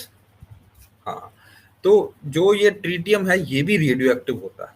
अब इसका मास तो अगर आप देखो तो कुछ भी नहीं है, 3 मास है, एक इसका एटॉमिक नंबर है, बट ये भी रेडियो एक्टिव है। अब सिर्फ ये बोलना कि सिर्फ हैवी मेटल्स में ही ये पाया जाएगा रेडियो एक्टिविटी, ये गलत है। समझ रहे हो? ठीक है, रेडियो एक्टिविटी स्मॉलर में भी पाया जा सकता है। सिर्फ एक कॉमन रीजन एक होना चाहिए उसमें। क्या चीज होना चाहिए वो मैं आपको बताऊंगा अभी, लेकिन अभी के लिए बस इतना समझिए, अगर वो चीज, अब ये नेचुरली अकरिंग नहीं है, ये भी मान लो नेचुरली अकरिंग नहीं है ये। आप ये नहीं देखोगे बाहर निकला और ट्रीटियम पड़ा हुआ मिला मेरे को, ठीक है ना, ऐसा नहीं दिखेगा आपको। हाइड्रोजन नेचुरली अकरिंग है बहुत जगह पे, है ना। ठीक है, ड्यूटीरियम आप बना सकते हो और ट्रीटियम भी आप बना सकते हो। बनाने का क्या मतलब होता है? आर्टिफिशियल। इसका हिंदी अनुवाद आर्टिफिशियल होता है ना। और जो हमारे पास नेचुरली पड़ा है तो उसको आप बोलोगे नेचुरल। ये समझ लगा बात? नेचुरल क्या होता है और आर्टिफिशियल क्या होता है, समझ रहे हो? जो डीटीएम है वो आर्टिफिशियल है, वो आप बनाओगे बेटा, ऐसे आराम से आपको सीधा देखने में नहीं मिलेगा। ठीक है ना। हाइड्रोजन का आपके पास भरमार पड़ा है, आपने देखा होगा सन के पास बहुत ज्यादा हाइड्रोजन है, नेचुरली अकरिंग हाइड्रोजन है, वाटर में आपका हाइड्रोजन है। तो ट्रीटियम और ड्यूटीरियम आप बनाते हो, दैट इज आर्टिफिशियल। नेचुरल होता है जो आपका देखने में, जो नेचर में एग्जिस्ट करता है हमारे यहाँ पे। तो वो कौन कौन से है? रेडियम है, एक्टियम है, यूरेनियम है, थोरियम है। ठीक है, ये सारे आपको नेचुरली अकरिंग देंगे और ये सारे के सारे हैवी मेटल्स हैं। ठीक है, तो हमें जब रेडियो एक्टिविटी पढ़ा हमें 2 बातें समझ आई। सबसे पहले कि ये स्पॉन्टेनियस डिसइंटीग्रेशन है, बट किसमें है? जहां पे हैवियर मेटल्स है। ठीक है, ये नेचुरली अकरिंग कहाँ पे है? जहां पे हैवियर मेटल्स है। ठीक है, ये ऐसा नहीं है कि भैया आपको ट्रीटियम में मिलेगी। ट्रीटियम आप पहले बनाओगे, ठीक है ना, नेचुरली एक उसमें, सॉरी आर्टिफिशियली आप मैन मेड एक्सपेरिमेंट कर करके बनाओगे उसको। ठीक है ना, एक न्यूक्लियर पावर प्लांट में आप बनाओगे, आप उसको, ऐसे नहीं मिलेगा आपको ट्रीटियम ड्यूटीरियम। ठीक है जी, ये समझ लगी बच्चों? डन। दूसरी बात हमें क्या समझने को मिली कि हाँ, रेडियो एक्टिविटी छोटे एटम्स में भी हो सकती है, छोटे आइसोटोप्स में भी हो सकती है। ठीक है ना, बट वो हमें बनाने पड़ेंगे। ठीक है जी, डन।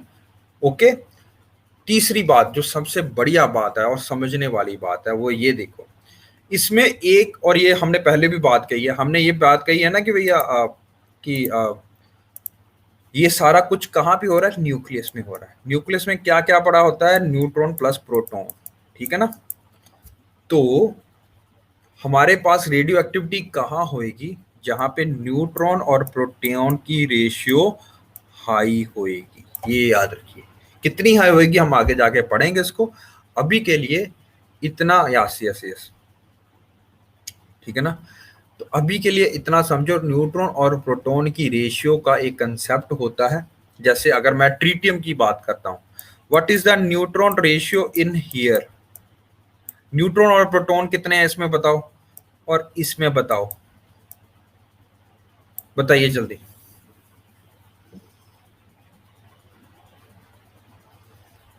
1 1। ध्यान से ध्यान से ध्यान से ध्यान से।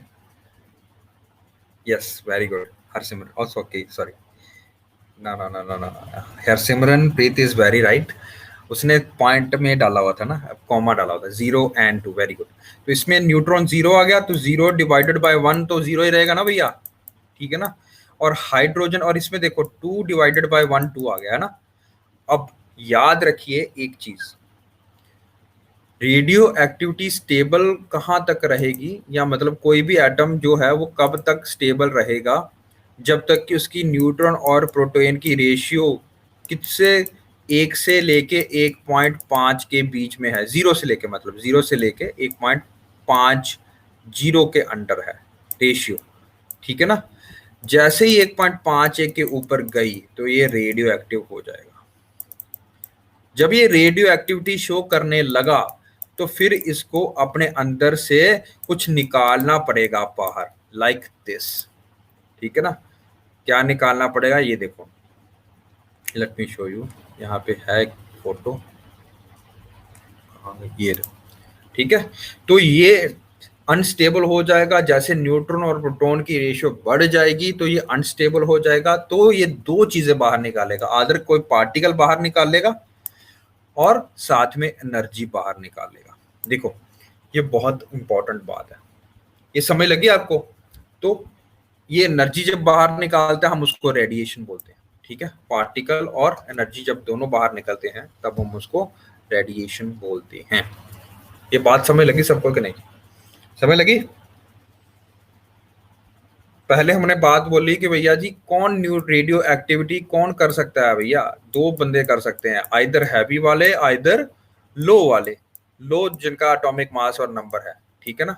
फिर हमने कहा कि यूजुअली जो नेचुरली अकरिंग होती है वो इन्हीं में होती है, हैवी अकरिंग में, जैसे थोरियम हो गया, यूरेनियम हो गया, जो कि 209 के एटॉमिक नंबर जिनका ऊपर है, ठीक है।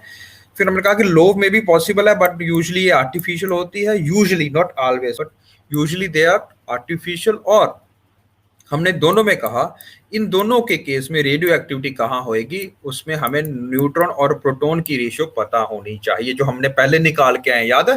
रेडियो में न्यूट्रॉन और प्रोटॉन की रेशियो। अच्छा, न्यूट्रॉन और प्रोटॉन की रेशियो कितनी होनी चाहिए?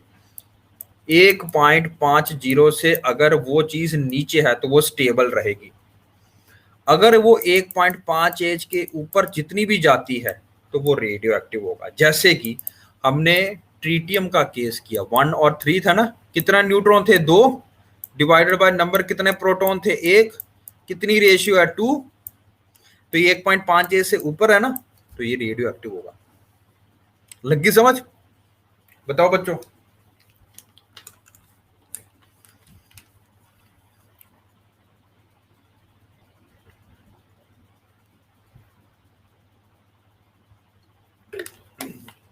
इजी है रेडियो एक्टिविटी, कोई ऐसी बड़ी बात तो नहीं है।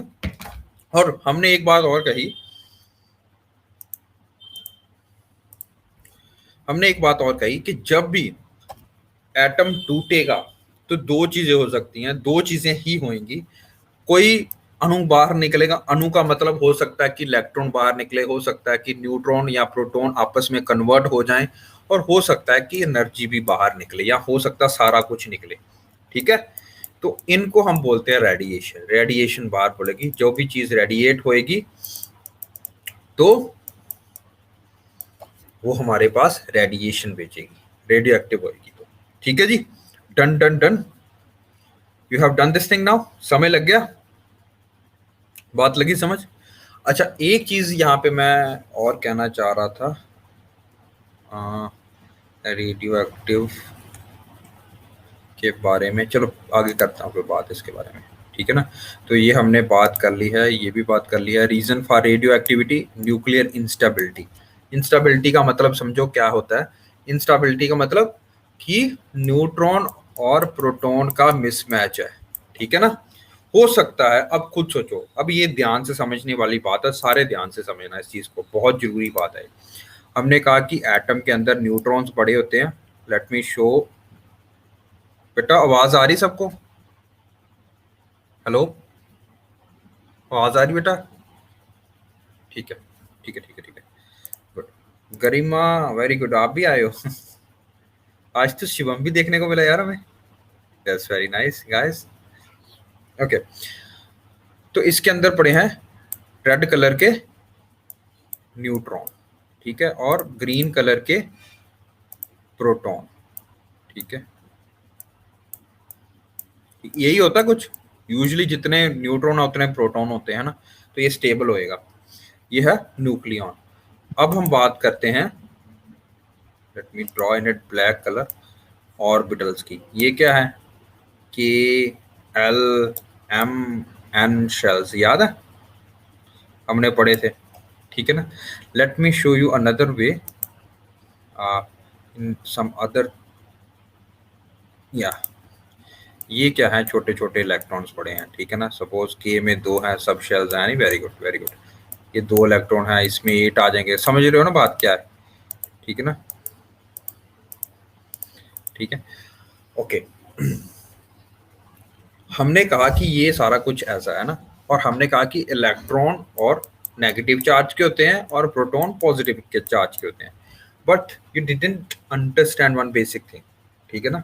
सपोज प्रोटॉन हमारे पास है, late me show in a different colour, एक मिनट।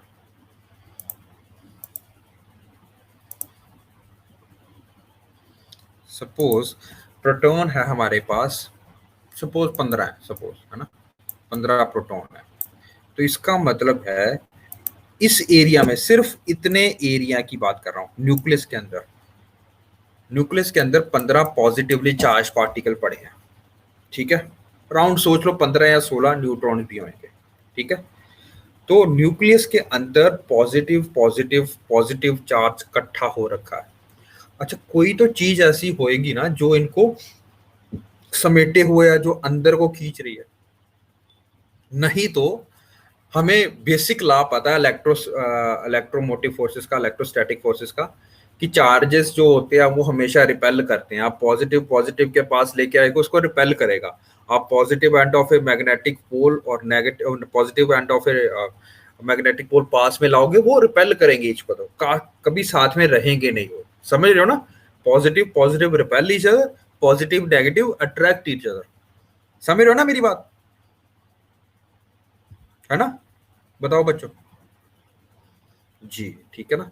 तो ऐसा कोई चीज तो होगी जो इसको कह रही है नहीं भैया जी आपको इकट्ठे रहना है, साथ में मिलके रहना है, चाहे वो दोनों पॉजिटिव पॉजिटिव है। ये सारे 15 पॉजिटिवली चार्ज प्रोटॉन्स हैं, इनको जोड़ के कौन रख रहा है? ये बाइंडिंग ग्लू कौन सी है, इसमें कौन सा फेविकोल लगा हुआ है जो इसको सेपरेट नहीं होने देता, बिखरने नहीं देता, नहीं तो ये बिखर जाना चाहिए था, तो सेपरेट नहीं होने देता। इसका फोर्स का नाम है स्ट्रॉन्ग न्यूक्लियर फोर्सेस। याद रखिए, पेपर पे क्वेश्चन भी आया था यूपीएससी में 2015 में, स्ट्रॉन्ग न्यूक्लियर फोर्सेस, ठीक है, समझ लग गई। ये स्ट्रॉन्ग न्यूक्लियर फोर्सेस जो होती हैं, ये बहुत ज्यादा स्ट्रॉन्ग होती हैं, बट इसका एक खामी क्या है, ये बहुत स्मॉल डिस्टेंस के लिए ही होती हैं, बहुत ही ज्यादा स्मॉल डिस्टेंस पे इनका काम चलता है। अगर हमारी बात सुनो, अगर एटम हम मान के चलते हैं, सपोज, अगर मैं, ये है नहीं इतना, मैं आपको एग्जांपल दे रहा हूँ, 1 किलोमीटर का इसका डायमीटर है, सपोज, मैं आपको मोटा मोटा समझा रहा हूँ, एग्जांपल दे रहा हूँ, this is not to scale, atom 1 kilometre का नहीं होता है, लेकिन आपको बता रहा हूँ। सपोज ये 1 किलोमीटर का एटम का रेडियस है, उसमें मात्र 1 मीटर, 1 मीटर जितना इसका रेडियस होगा, इसका न्यूक्लियस का, लगी समझ? न्यूक्लियस का रेडियस कितना होगा? 1 मीटर, ठीक है ना। तो ये जो न्यूक्लियर फोर्सेस है, ये पूरे एटम पे नहीं लग रही हैं, सिर्फ न्यूक्लियस के अंदर लग रही हैं। और ये स्ट्रॉन्ग कहाँ पे है? सिर्फ 1 मीटर के दायरे के अंदर, उसके बाहर नहीं। समझ रहे हो मेरी बात? सबको लगी बात समझ? तो स्ट्रॉन्ग न्यूक्लियर फोर्सेस एक ऐसी ग्लू है, समझ लो इसको, ऐसा फेविक्विक है जो किसको जोड़ के रख रहा है, एटम के न्यूक्लियस और न्यूट्रॉन और प्रोटॉन्स को जोड़ के रख रहा है एक ही कमरे के अंदर, ठीक है, इसको बाहर नहीं निकलने दे रहा। जैसे हमने स्पेस में पढ़ा होगा, याद है स्पेस जब मैंने आपको कराया था, तब मैंने कराया था एक होता है सेंट्रीपिटल फोर्स और होता है एक होता है सेंट्रीफ्यूगल फोर्स, है ना। इसी प्रकार एक फोर्स जो होएगी हमेशा, फिजिक्स में क्या है या किसी भी चीज में, आप देखो साइंस में, एक चीज होएगी जो उसको अंदर को खींच रही होएगी, उसको बैलेंस करने के लिए एक चीज होएगी जो उसको बाहर को खींच रही होएगी। बाहर को कौन खींच रहा है? इलेक्ट्रॉन, समझ रहे हो। इलेक्ट्रॉन क्या है? Negatively charge. ये तो उनका मिलन चाहता है नेगेटिव और पॉजिटिव का, कि भैया इसको आज चलो जफी पाते हैं हम, है ना, समझ रहे हो। तो है electrostatic repulsive forces. Repulsive forces ज्यादा है, यानी कि पॉजिटिव और पॉजिटिव ये आपस में घृणा करते हैं एक दूसरे से, जेलसी करते हैं एक दूसरे से, ये एक दूसरे से सेपरेट होना चाह रहे हैं, लेकिन इनको जोड़ कर क्या रख रही है? Strong nuclear forces. हमेशा रखिए याद, ये यूपीएससी में क्वेश्चन आया था कि सबसे ज्यादा स्ट्रॉन्ग फोर्स ऑफ नेचर कौन सी है, तो that is strong nuclear force. ठीक है, बहुत ज्यादा एनर्जी चाहिए होती है इनको तोड़ने के लिए। चलिए आगे चले। अच्छा, इसमें न्यूट्रॉन क्या क्या रोल लग रहा है आपको? क्यों हमने खाली जगह पे न्यूट्रॉन भरे हुए हैं? समझ रहे हो मेरी बात। हमने कहा कि यूजुअली प्रोटॉन, ठीक है ना, अगर 15 है तो इसके आराम से, यहाँ एक दो ऊपर नीचे हो सकता है, बट मोस्टली अराउंड 15 या 16 का अराउंड न्यूट्रॉन होते हैं, ठीक है ना। तो सपोज एक यहाँ पे न्यूट्रॉन है, ठीक है, ये आ गया प्रोटॉन, फिर न्यूट्रॉन, फिर प्रोटॉन, फिर न्यूट्रॉन, ठीक है ना। तो आपको ये नहीं लग रहा कि थोड़ा डिस्टेंस बढ़ रहा है? थोड़ा ही बढ़ेगा, लेकिन बढ़ेगा तो सही ना, समझ रहे हो। तो ये बीच में दो प्रोटॉन के बीच में सपोज एक न्यूट्रॉन आ जाता है एज ए रेफरी बन के, कि नहीं भैया हमें लड़ना नहीं है, हमें साथ में जुड़ के रहना है। लग रही समझ। तो स्ट्रॉन्ग न्यूक्लियर फोर्सेस, और इसी कारणवश याद रखो रेडियो एक्टिविटी कहाँ पे हो रही है? सिर्फ न्यूक्लियस के अंदर हो रही है, और इसी कारणवश हमने N/P रेशियो की बात की है। लगा समझ अब? न्यूट्रॉन बाय प्रोटॉन रेशियो की बात कही है हमने। क्यों बात कही है ये? क्योंकि भैया जी जितने जितने न्यूट्रॉन कम होते जाएंगे, आपको ये नहीं लग रहा, या न्यूट्रॉन ज्यादा बढ़ते जाएंगे तो ये डिस्टेंस ज्यादा बढ़ जाएगा। जब ये डिस्टेंस ज्यादा बढ़ जाएगा, सपोज मेरे पास न्यूट्रॉन बहुत ज्यादा है और प्रोटॉन्स बहुत कम है, ठीक है, प्रोटॉन्स बहुत कम है, प्रोटॉन 92 है, न्यूट्रॉन इतने हैं, ठीक है। आपको ये नहीं लग रहा कि अब डिस्टेंस बढ़ गया है इसका? ठीक है, यानी कि 143 और 92 क्लोज टू 238 आ गया आंसर। 235 है ना, यही आएगा। हाँ, तो एटॉमिक न्यूक्लियर का साइज बढ़ गया। तो जो 1 मीटर पे अवेलेबल थी, अब उसको 2 मीटर पे जितना रेडियस मिल गया है, तो वो वीक नहीं हो जाएगी? स्ट्रॉन्ग न्यूक्लियर फोर्सेस जो जिसकी वैलिडिटी 1 है, उसको आप खींची जा रहे हो, तो वो वीक हो जाएगी, समझ रहे हो। अब क्या करेगी? अब आपके पास ये समय लग गया ना अभी तक, ठीक है ना। तो अब क्या होगा? रेडियो एक्टिविटी होगी। रेडियो एक्टिविटी का क्या मतलब है? कि भैया जी न्यूक्लियस चाहता है कि नहीं, मेरे को स्टेबल रहना है, ठीक है, मेरे को स्टेबल रहना है, तो मेरे पास 4 तरीके हैं स्टेबल रहने के। क्या? Alpha decay, beta decay, positron emission और इलेक्ट्रॉन कैप्चर। 4 तरीके हैं जिससे कि ये स्टेबल होने के लिए दोबारा अपने से जो न्यूक्लियस को, न्यूक्लियंस को, सॉरी, न्यूट्रॉन्स को बाहर निकाल दे, या प्रोटॉन्स को बाहर निकाल दे, या इलेक्ट्रॉन को बाहर निकाल दे, जिससे कि वो स्थिर हो जाएगा, वापस स्टेबल हो जाएगा। तो लड़ाई स्टेबिलिटी की है, समझ रहे हो। स्टेबिलिटी की है लड़ाई सारी की सारी, ठीक है। हर कोई एटम चाहता है कि वो स्टेबल हो और उसकी न्यूट्रॉन बाय प्रोटॉन रेशियो 1.50 के अंदर रहे। अगर ये नहीं रह रही है तो वो रेडियो एक्टिव बनेगा। सही बात, सही मानने में बात समझ लगी। रेडियो एक्टिविटी कारण क्या होएगा, ठीक है ना, रेडियो एक्टिविटी के कारण उसको न्यूट्रॉन कम हो जाएंगे या प्रोटॉन बढ़ जाएंगे या फिर इलेक्ट्रॉन एमिशन हो जाएगी, वो हम पढ़ेंगे कैसे कैसे ये सारी चीजें होती हैं। बट ये समझ लगा, उसके कारण ये इसकी जो जो रेशियो पहले 2.1 सपोज आ गई थी या 2.3 आ गई थी रेशियो, वो वापस में मुड़ के इस रेंज में आ जाएगी, अपने आप को स्टेबल करने की कोशिश करेगा। Done, got it guys? Yes, वो सारा करके रेबिका हम करेंगे बाद में। चलिए आगे, यहां तक क्लियर है? कंफ्यूजन कोई दिमाग में? सब क्लियर है? Okay good. नाउ ये हमने बात कर दिया है रिपल्सिव फोर्सेस और अट्रैक्टिव फोर्सेस क्या होती हैं, पावरफुल न्यूक्लियर फोर्सेस जो क्या होती हैं, ये कहाँ पे पाई जाती है, मैंने लिख दिया हुआ सारा कुछ, आप पढ़ लेना इसको, ठीक है। अब जो एक और जो सबसे बड़ी बात है वो मैं यहाँ पे करने जा रहा हूँ। ये समय लग गया अभी तक की बातें, ठीक है। अभी नेचुरल और आर्टिफिशियल भी हमने पढ़ लिया, नेचुरल कौन सी होती है, आर्टिफिशियल कौन सी होती है।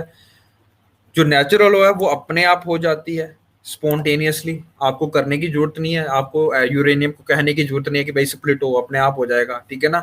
ये किस में होगा, जो कि अनस्टेबल है, ठीक है ना, ठीक है। और एंड रिजल्ट क्या करेगा, स्टेबल बनेगा, ठीक है ना। जो भी अनस्टेबल होगा वो स्टेबल होने की कोशिश करेगा नेचुरली, नेचुरली तो यही होना चाहिए, ठीक है ना, यही होना चाहिए। लेकिन हम क्या करते हैं, हम आर्टिफिशियली कुछ बनाने की कोशिश करते हैं कि नहीं यार हमें आर्टिफिशियल रेडियो एक्टिविटी चाहिए, ठीक है ना। तो हम जबरदस्ती एक पार्टिकल को एक्सेलरेट करते हैं, ठीक है ना। इसमें मैंने वर्ड लिखा है न्यूक्लियर ट्रांसम्यूटेशन। इसका क्या मतलब होता है भाई न्यूक्लियर ट्रांसम्यूटेशन का? कुछ नहीं, यानी कि ये न्यूट्रॉन देख रहे हो, न्यूट्रॉन, हम एक न्यूट्रॉन को लेते हैं और इस तरह से घुमाते हैं उसको ऐसे, मतलब सपोज आपने वो देखा ना डोर के आगे एक पत्थर बांधा और ऐसे ऐसे करके घुमा रहे हो, लिटरली मैं आपको एग्जांपल दे रहा हूँ, आप घुमा रहे हो तो वो तेजी से घूमता है, और जितनी आप उसको डोर छोटी थोड़ी कम दोगे उतना उतना तेज घूमेगा वो, है ना। तो वो जो न्यूट्रॉन आप उसको घुमाते हो, उसको घुमाने के लिए आप एक पार्टिकल एक्सेलरेटर का यूज करते हो, उसका नाम है cyclotron. You don't need to know what is cyclotron, but एक ऐसा एक मशीन है जो इस तरह से सपोज वो ऐसे करके घुमाती है, पार्टिकल को तेज करती है। और जब ये तेजी से जैसे बुलेट जाती है ना, बुलेट जैसे आपकी वो गोली चलती है, तो अभी गोली से चला हुआ जाना जो ये न्यूट्रॉन है ये टकराता है न्यूट्रॉन से, सॉरी यूरेनियम के एटम से, तो उसको स्प्लिट कर देता है या फैला देता है। और अंत पहले इनको अनस्टेबल करेगा, फिर ये स्टेबल बनेगा। पहले स्टेबल ही था, जब ये स्टार्ट हुआ रिएक्शन इट वाज स्टेबल, तो क्या किया हमने, जबरदस्ती उसको उंगली की, समझ रहे हो, जबरदस्ती उसको गोली मारी, फिर वो अनस्टेबल होता है। अनस्टेबल के बाद दोबारा स्टेबल दो प्रोडक्ट्स वे लॉन्च होते हैं, और क्या होता है, 3 और न्यूट्रॉन निकलते हैं, ठीक है। 3 न्यूट्रॉन, और ये एक एटम है, एक एटम को स्प्लिट करके 3 न्यूट्रॉन आते हैं, वो 3 आगे जाके 3 को करेंगे। तो ये आपको ऐसा नहीं लग रहा 3 9 27 81 ऐसे करके बढ़ता रहेगा बढ़ता रहेगा बढ़ता रहेगा, अगर आप कंट्रोल नहीं करोगे तो, समझ रहे हो। तो दिस इज बेसिकली न्यू, हाँ चेन रिएक्शन बन जाएगा, बिल्कुल सही बात है। डन। उसी तरह जब 2 हाइड्रोजन एटम को आपस में भिड़ाओगे तो क्या बनाएगा, ड्यूटेरियम। जब एक ड्यूटेरियम और एक हाइड्रोजन को आपस में मिलाओगे वो क्या बनाएगा, ट्रीटियम, ठीक है ना, नॉट ट्रीटियम, ये हीलियम बनाएगा, हीलियम, सॉरी हीलियम, ठीक है ना, हीलियम बनाएगा, sorry this is helium.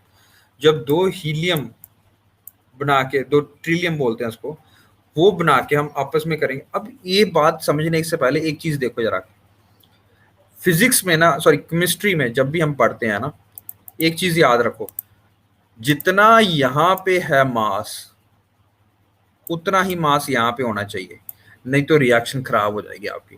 This is known as the principle of conservation of mass, conservation of mass. यानी 2 रिएक्टेंट लिए हमने, इनका वो क्या है, एटॉमिक नंबर और एटॉमिक मास नंबर 1 1 1 1, 1 + 1 2 हो गया, ठीक है। और यहाँ पे देखो 1 + 1 1 ही रह रहा है, यानी कि यहाँ पे कुछ निकल रहा होगा जो इन्होंने बताया नहीं है, सपोज ये न्यूट्रॉन ही है, न्यूट्रॉन ही निकलेगा तब। अब ये यहाँ पे न्यूट्रॉन निकल रहा है तो उसका चार्ज क्या है, 0, ठीक है ना। उसका मास कितना है, 1, ठीक है ना। तो 1 + 1 2, 1 + 1 2, ये भी आप स्टेबल हो गया। डन, लगा समझ। उसी प्रकार यहाँ पे देखिए, जब हमने यूरेनियम 238 को एक न्यूट्रॉन से मारा था, न्यूट्रॉन का चार्ज कितना है, 0, है ना। मास कितना है, 1, एटॉमिक नंबर कितना, उसका एटॉमिक नंबर तो होता नहीं, 0, ठीक है ना। वेट उसका कितना है, 1। तो ये कितना होगा, 239। समझो, इधर भी कितना है, 239 ही आता है, इधर भी कितना है, 239 आएगा। नीचे देखो 92, इधर भी क्या है, 92। लगी बात। तो ये रिएक्शन स्टेबल होगा। मान रहे हो बात, समझ लग रही है।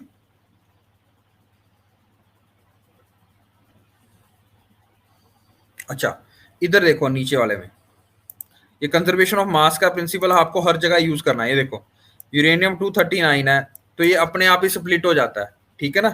तो क्या बना देता है, एनपी, ठीक है ना। एक कोई एलिमेंट है, वी डोंट नीड टू, नेपटूनियन होता है। तो नेपटूनियन में अगर आप देखो तो यहाँ पे इसका एटॉमिक नंबर है 93 और मास नंबर है 239। इसका मतलब ये स्टेबल है नहीं, यानी कि कोई चीज बाहर निकली होगी तो एक इलेक्ट्रॉन बाहर निकल गया, इसको आप बोलते हो बीटा एमिशन, ठीक है। तो 93 में से 1 माइनस करो, 92 बन गया। 239 यहाँ पे, 239 यहाँ पे, ये ऊपर क्या है, 0। लग गई समझ। मास इसका इलेक्ट्रॉन का हम 0 मान के चलते हैं, तो ये समय लग गई। Done done done. ये इसी तरह से स्टेबल होना चाहिए आपका जो भी हम बात कर रहे हैं, ठीक है। इस चीज को हम बोलते हैं ट्रांसमुटेशन। यानी कि ट्रांसमुटेशन का मतलब समझिए, एक चीज से आप दो चीजें बना रहे हो, या एक एलिमेंट से आप दूसरी एलिमेंट बना रहे हो। यानी कि आपने यूरेनियम, ये देखो यूरेनियम यहाँ पे रखा, उससे आप नेपटूनियन बना रहे हो। नेपटूनियन यहाँ पे रखा, उससे आप प्लूटोनियम बना रहे हो, ठीक है। हाइड्रोजन रखे यहाँ पे, उससे आप क्या बना रहे हो, ड्यूटीरियम, आइसोटोप, डिफरेंट कोई चीज बना रहे हो। उसी तरह यहाँ देखो, यहाँ पे यूरेनियम था, यहाँ पे क्या बन रहा है, क्रिप्टॉन और बेरॉन, ठीक है। डन। तो दो नई एलिमेंट्स बन रही हैं, तो ये होती है nuclear transmutation. Done done done. Okay. तो collision of two particles or collision of particles like neutron with atomic nucleus, it will generate one unstable element to form a stable one। तो जो यूजुअली आर्टिफिशियल जो हम पैदा करते हैं, वो हम अनस्टेबिलिटी लेके आते हैं स्टेबल में, हम उल्टा करते हैं प्रोसेस। नेचुरली क्या होता है, वो नेचुरली अनस्टेबल होता है, वो स्टेबिलिटी की तरफ भागता है। हम क्या करते हैं, ऑलरेडी स्टेबल को जानबूझ के क्या करते हैं, उसको उंगली करते हैं, उसको जबरदस्ती अनस्टेबल बनाते हैं। मेक समझ लगी, समझ इतना, बताइए आगे चलें। ट्रांसमुटेशन समय लगी। Okay, now what do some atoms decay. Decay क्यों होते हैं ये मैंने आपको बताया। नॉर्मली स्टेबल 1:1 रहनी चाहिए। जितनी देर तक ये रहती है उतनी देर तक मजे हैं। जितनी जब ये डीके होना स्टार्ट होता है, जब ये डिस्टर्ब होनी स्टार्ट होती है, रेशियो 1.51 के ऊपर जाती है, ये देखो, ठीक है ना, 1.5 रेशियो 1, यहाँ तक रहता है स्टेबल एटम। जब न्यूट्रॉन प्रोटॉन रेशियो 1.5 तक रहती है, तब तक स्टेबल रहता है न्यूक्लियस, न्यूट्रॉन और प्रोटॉन की रेशियो। लेकिन जब ये 1.5 के ऊपर जाना शुरू करती है, तब ये बन जाता है रेडियो एक्टिविटी। तब ये एग्जिबिट करता है रेडियो एक्टिविटी। और क्या करता है exhibit, radioactive decay. Decay का मतलब क्या होता है, कोई चीज मतलब टूट जाना या कोई चीज बाहर निकालना, है ना। तो रेडियो एक्टिव डीके का मतलब क्या है कि ये एटम है, अब ये टूट के कोई चीज बनाएगा और साथ में एनर्जी निकलेगी, साथ में पार्टिकल निकलेगा, यानी कि रेडिएशन बाहर निकलेगी। ठीक है जी, डन। तो हमने आज तक यही पढ़ा, और इसको बोलते हैं band of stability. Band of stability का क्या मतलब है, एक जगह हमने रखे न्यूट्रॉन, नंबर ऑफ न्यूट्रॉन्स, एक जगह हमने प्लॉट किया नंबर ऑफ प्रोटॉन्स, ठीक है ना। हमने देखा कि जब न्यूट्रॉन और प्रोटॉन की रेशियो यहाँ 1 है, यहाँ तक है इसके अंदर, ठीक है ना। ये लाइन जो दिख रही है आपको, ए लाइन, ठीक है ना। जब ये ए लाइन के नीचे है या ए लाइन तक है, ये स्टेबल है। जो भी मेटल जिसका न्यूट्रॉन और प्रोटॉन रेशियो इस एक रहेगा, वो बिल्कुल सही रहेगा, उसमें कोई इशू नहीं आएगा। लेकिन जब ये 1 से 1.5 में रहेगा तब ये स्टेबल ही रहेगा, इस बैंड ऑफ स्टेबिलिटी है 1.5 तक। जब ये 1.5 के ऊपर जाना स्टार्ट होगा तब ये रेडियो एक्टिविटी एग्जिबिट करेगा। ठीक है, लग गई समझ। जितने भी रेडियो एक्टिव आइसोटोप हमने पढ़े हैं, लाइक ट्रीटियम, ट्रीटियम याद है, ट्रीटियम ने पढ़ा था, 2 रेशियो आ गई थी उसकी, 2:1 है ना। तो 2 क्या है, 1.5 1 से ज्यादा है ना, तो ये क्या आ जाएगा, रेडियो एक्टिव आ जाएगा। लेकिन ड्यूटीरियम की बात सुनो, ड्यूटीरियम की 1 2 sorry, deuterium is 1 and 2। What are the number of protons here, number of neutrons is 1 or 2, 1 and 1। तो ये स्टेबल रहेगा, तो it is a stable isotope, radio isotope of hydrogen. लग गई समझ, समझ गए हो। तो ये स्टेबल है, ये नेचर में अक्रिंग पाया जाएगा।